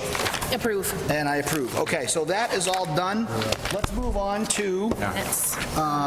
we have minutes to approve of, where am I at here, jeez. Yep, thank you. Sure. I wrote So, it, sorry. minutes for March 18th, April 15th, and May 20th. Do I have a motion to approve the minutes as written and submitted? Mr. Chairman, I'll make a motion to approve the minutes as written and stated for those dates. Do I have a second? Second. Ms. Roach makes a second. Roll call vote. Mr. Maron? I approve. Ms. Roach? Approve. Mr. Cussy? Approve. Mr. Chacolo? Approve. And I approve. Quickly, discussing, so we had an email that was sent out that the governor extended the remote meeting until April of 2022. So we're going to be going back to remote meetings until then, starting next month again. That will be advertised as such. Really? So our start time, I think, was at 1800 instead of 1900, so 6 instead of 7. The board's thoughts on starting back next month to remote meetings at 6 PM. Mr. Chairman, before we weigh into that, I'll answer the question that's directly. okay. I'm fine with that at 6 PM. Okay. I think I actually was part of the architect that drove that You were, correct. that later time, not 5. But has it been determined that we're going remote, or is that open for discussion? And the only reason why I ask that is because I certainly have my opinion, but I would be interested. As I understood the order to come in, is that it's an option, but it's also an option to maintain face-to-face meetings. Okay. And so if that's been determined by the department, then so be it. But I would just suggest thoughtfully that other board members might have opinions on how they'd like to conduct business moving forward.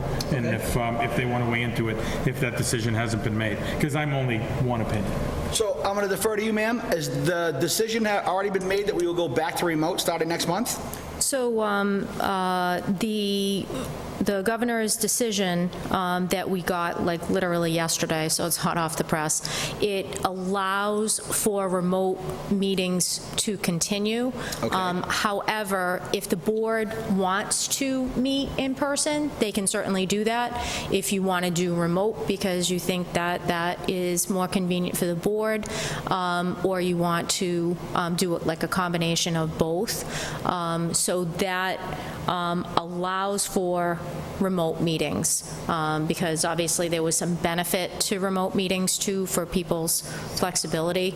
So it's an option, but it's not a requirement. Thank you very much. So yeah, that's for the board. Okay. And we appreciate Given that information, so I think, could I also ask then, so in theory, so if we have a meeting that requires a long-term discussion, say, for instance, like this evening, we could schedule a in-person meeting here, say, for next month, and advertise it as such. And then if it was in July or August, where we only had 2 or 3, we could schedule it for a remote. Can we go back and forth, or do we have to make a decision on one or the other? It's got to be advertised as whatever we're doing. Well, I understand that, but what I'm saying is, so let's say, for instance, the July meeting. Yep. We decide that we're going to be remote. Can we go back to being in person for August as long as it's properly advertised? Or do we have to make a decision for the, do we have to make a decision now for the entire process until 22? I can check with the town clerk. It's my understanding, as long as it is advertised on how the public can participate, that just has to be clear. So, you know, if we have it advertised as this is a remote meeting, this is the way you're going to connect, and as long as the notification meets the requirement Right. for the time frame, I think that's allowable. because it's literally so new, just came out yesterday, we don't have any like guidance document on it yet, but I think as long as the advertisement identifies how you're going to conduct the meeting, I think that satisfies it. That's what I thought. I just want to see clarification. I just think it's going to be hard for us, by the time we know how many hearings we're going to have, to say, oh, let's do remote, it's only 2, we're past the notice to the people. Well, I think that's where I think the town side comes in, where Yeah, they to can see say, what they okay, we say. only have 2 meetings, or if we have something that comes up where we're going to have a large structure in town that might require, I think, laying Mr. the Chairman, plans out. I think it's a fair point, and I'll just, for the other board members, I mean, when we received that notification, I took the liberty of reaching out to yourself, Caleb, and Darlene, Ms. Coyle, to offer my preference, because a great deal of flexibility. I'm in a home office when I'm not traveling, so just offering my preference to stay remote if that was an option. I also want to make clear, but that was my preference. That's why I wanted to not lean into, let's make a decision because I think it's the right one. Give the other board members a chance to jump in. But I also want to make sure that we're not imposing any rigor to the folks that coordinate us here, lining us up. So I'd love to be able to just do this during the winter months, but as I think Mr. Cola would join, but I don't want to add any additional rigor of going back and forth. I think it would be a quick. I actually agree with you. It'd be a tight timeline, and chances are by the time we decided, based on the volume, we probably passed the point of advertising. Mr. Cussy, your thoughts? Do you prefer remote or in person? Either way for me. Remote, I was fine with, but this is fine also. So whatever the board. Mr. Chicola, what are your thoughts? I have mixed thoughts, but I had said to Mr. Marin this evening, be nice in the cold winter months to stay home. Right. Yeah, true. And so, okay. I do think, though, and I also mentioned this, that the petitioners lose something.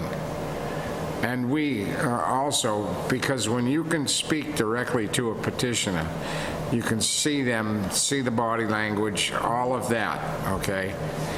I agree. I'm not saying it should play into it, but it can play into it. And I agree with you that the other thing I will say is that we also did receive more abutter input remotely than we have being at the town hall. So if you look back over the last few months, we certainly had more abutters involved. Yeah, that could very well be. I only remember that because I answered a lot more questions from abutters. Yeah, that's a fact. So anyway, but I just think that's kind of a point. So, Yeah. Mr. Jones, what do you think? I think personally I find it way more convenient to do it remotely, and I hadn't thought of your point with the abutters. I think you're right. I think it's more convenient for them too, so they're more likely to do it, more likely to get involved in the process. The only benefit that I see to in person is that I think discussions among the board might be a little bit better than they are when done strictly remotely. Like the discussions that we had today on those last 2 applications, I think were of a quality that is tough to do via Zoom. But, all things, if those 3 factors being considered, I'd go with remote. Okay. What do our Well, when we laws? get through the board, then we're going to talk to the town.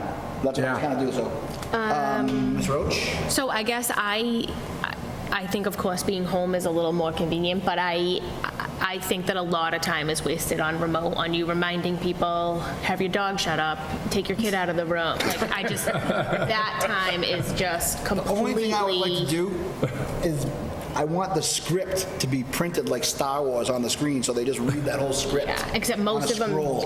don't even have a screen. They're just I practically calling lose my in. voice.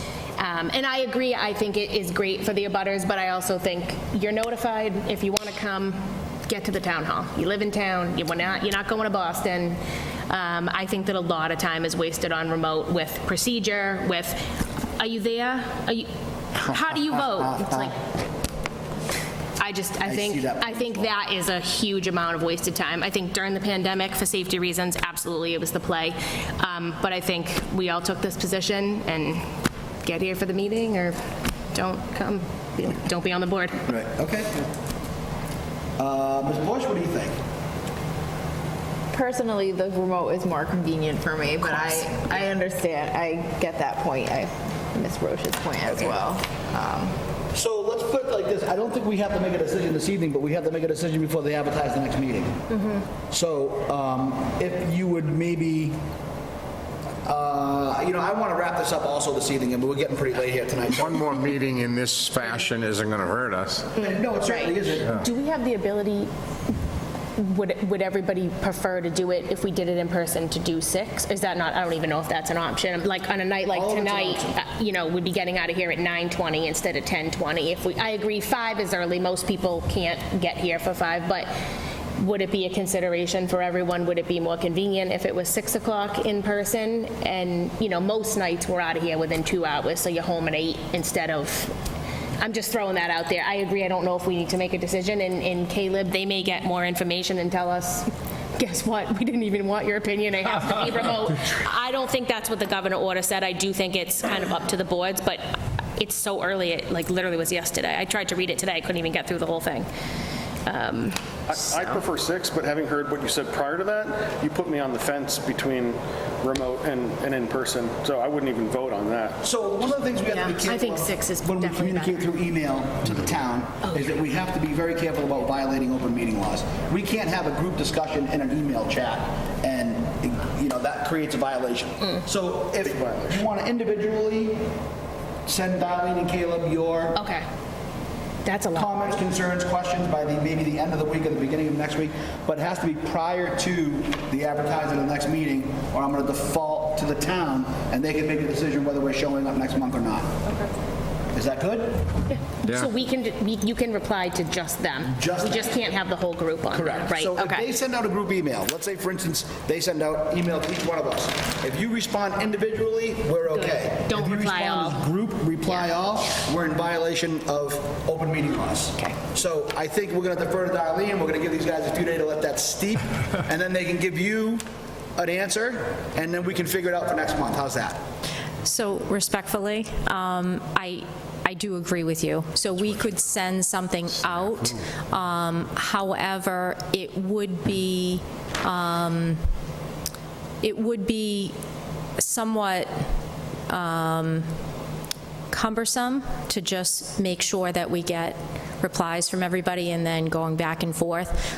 What I would suggest is, since we just got this literally, yesterday, I'm guessing there's going to be some sort of guidance, because people are going to have questions. Same questions that you had tonight. Geez, can we go back and forth? Can we do some remotes, say in the, inclement weather, but then we're okay to meet in, nicer weather in person?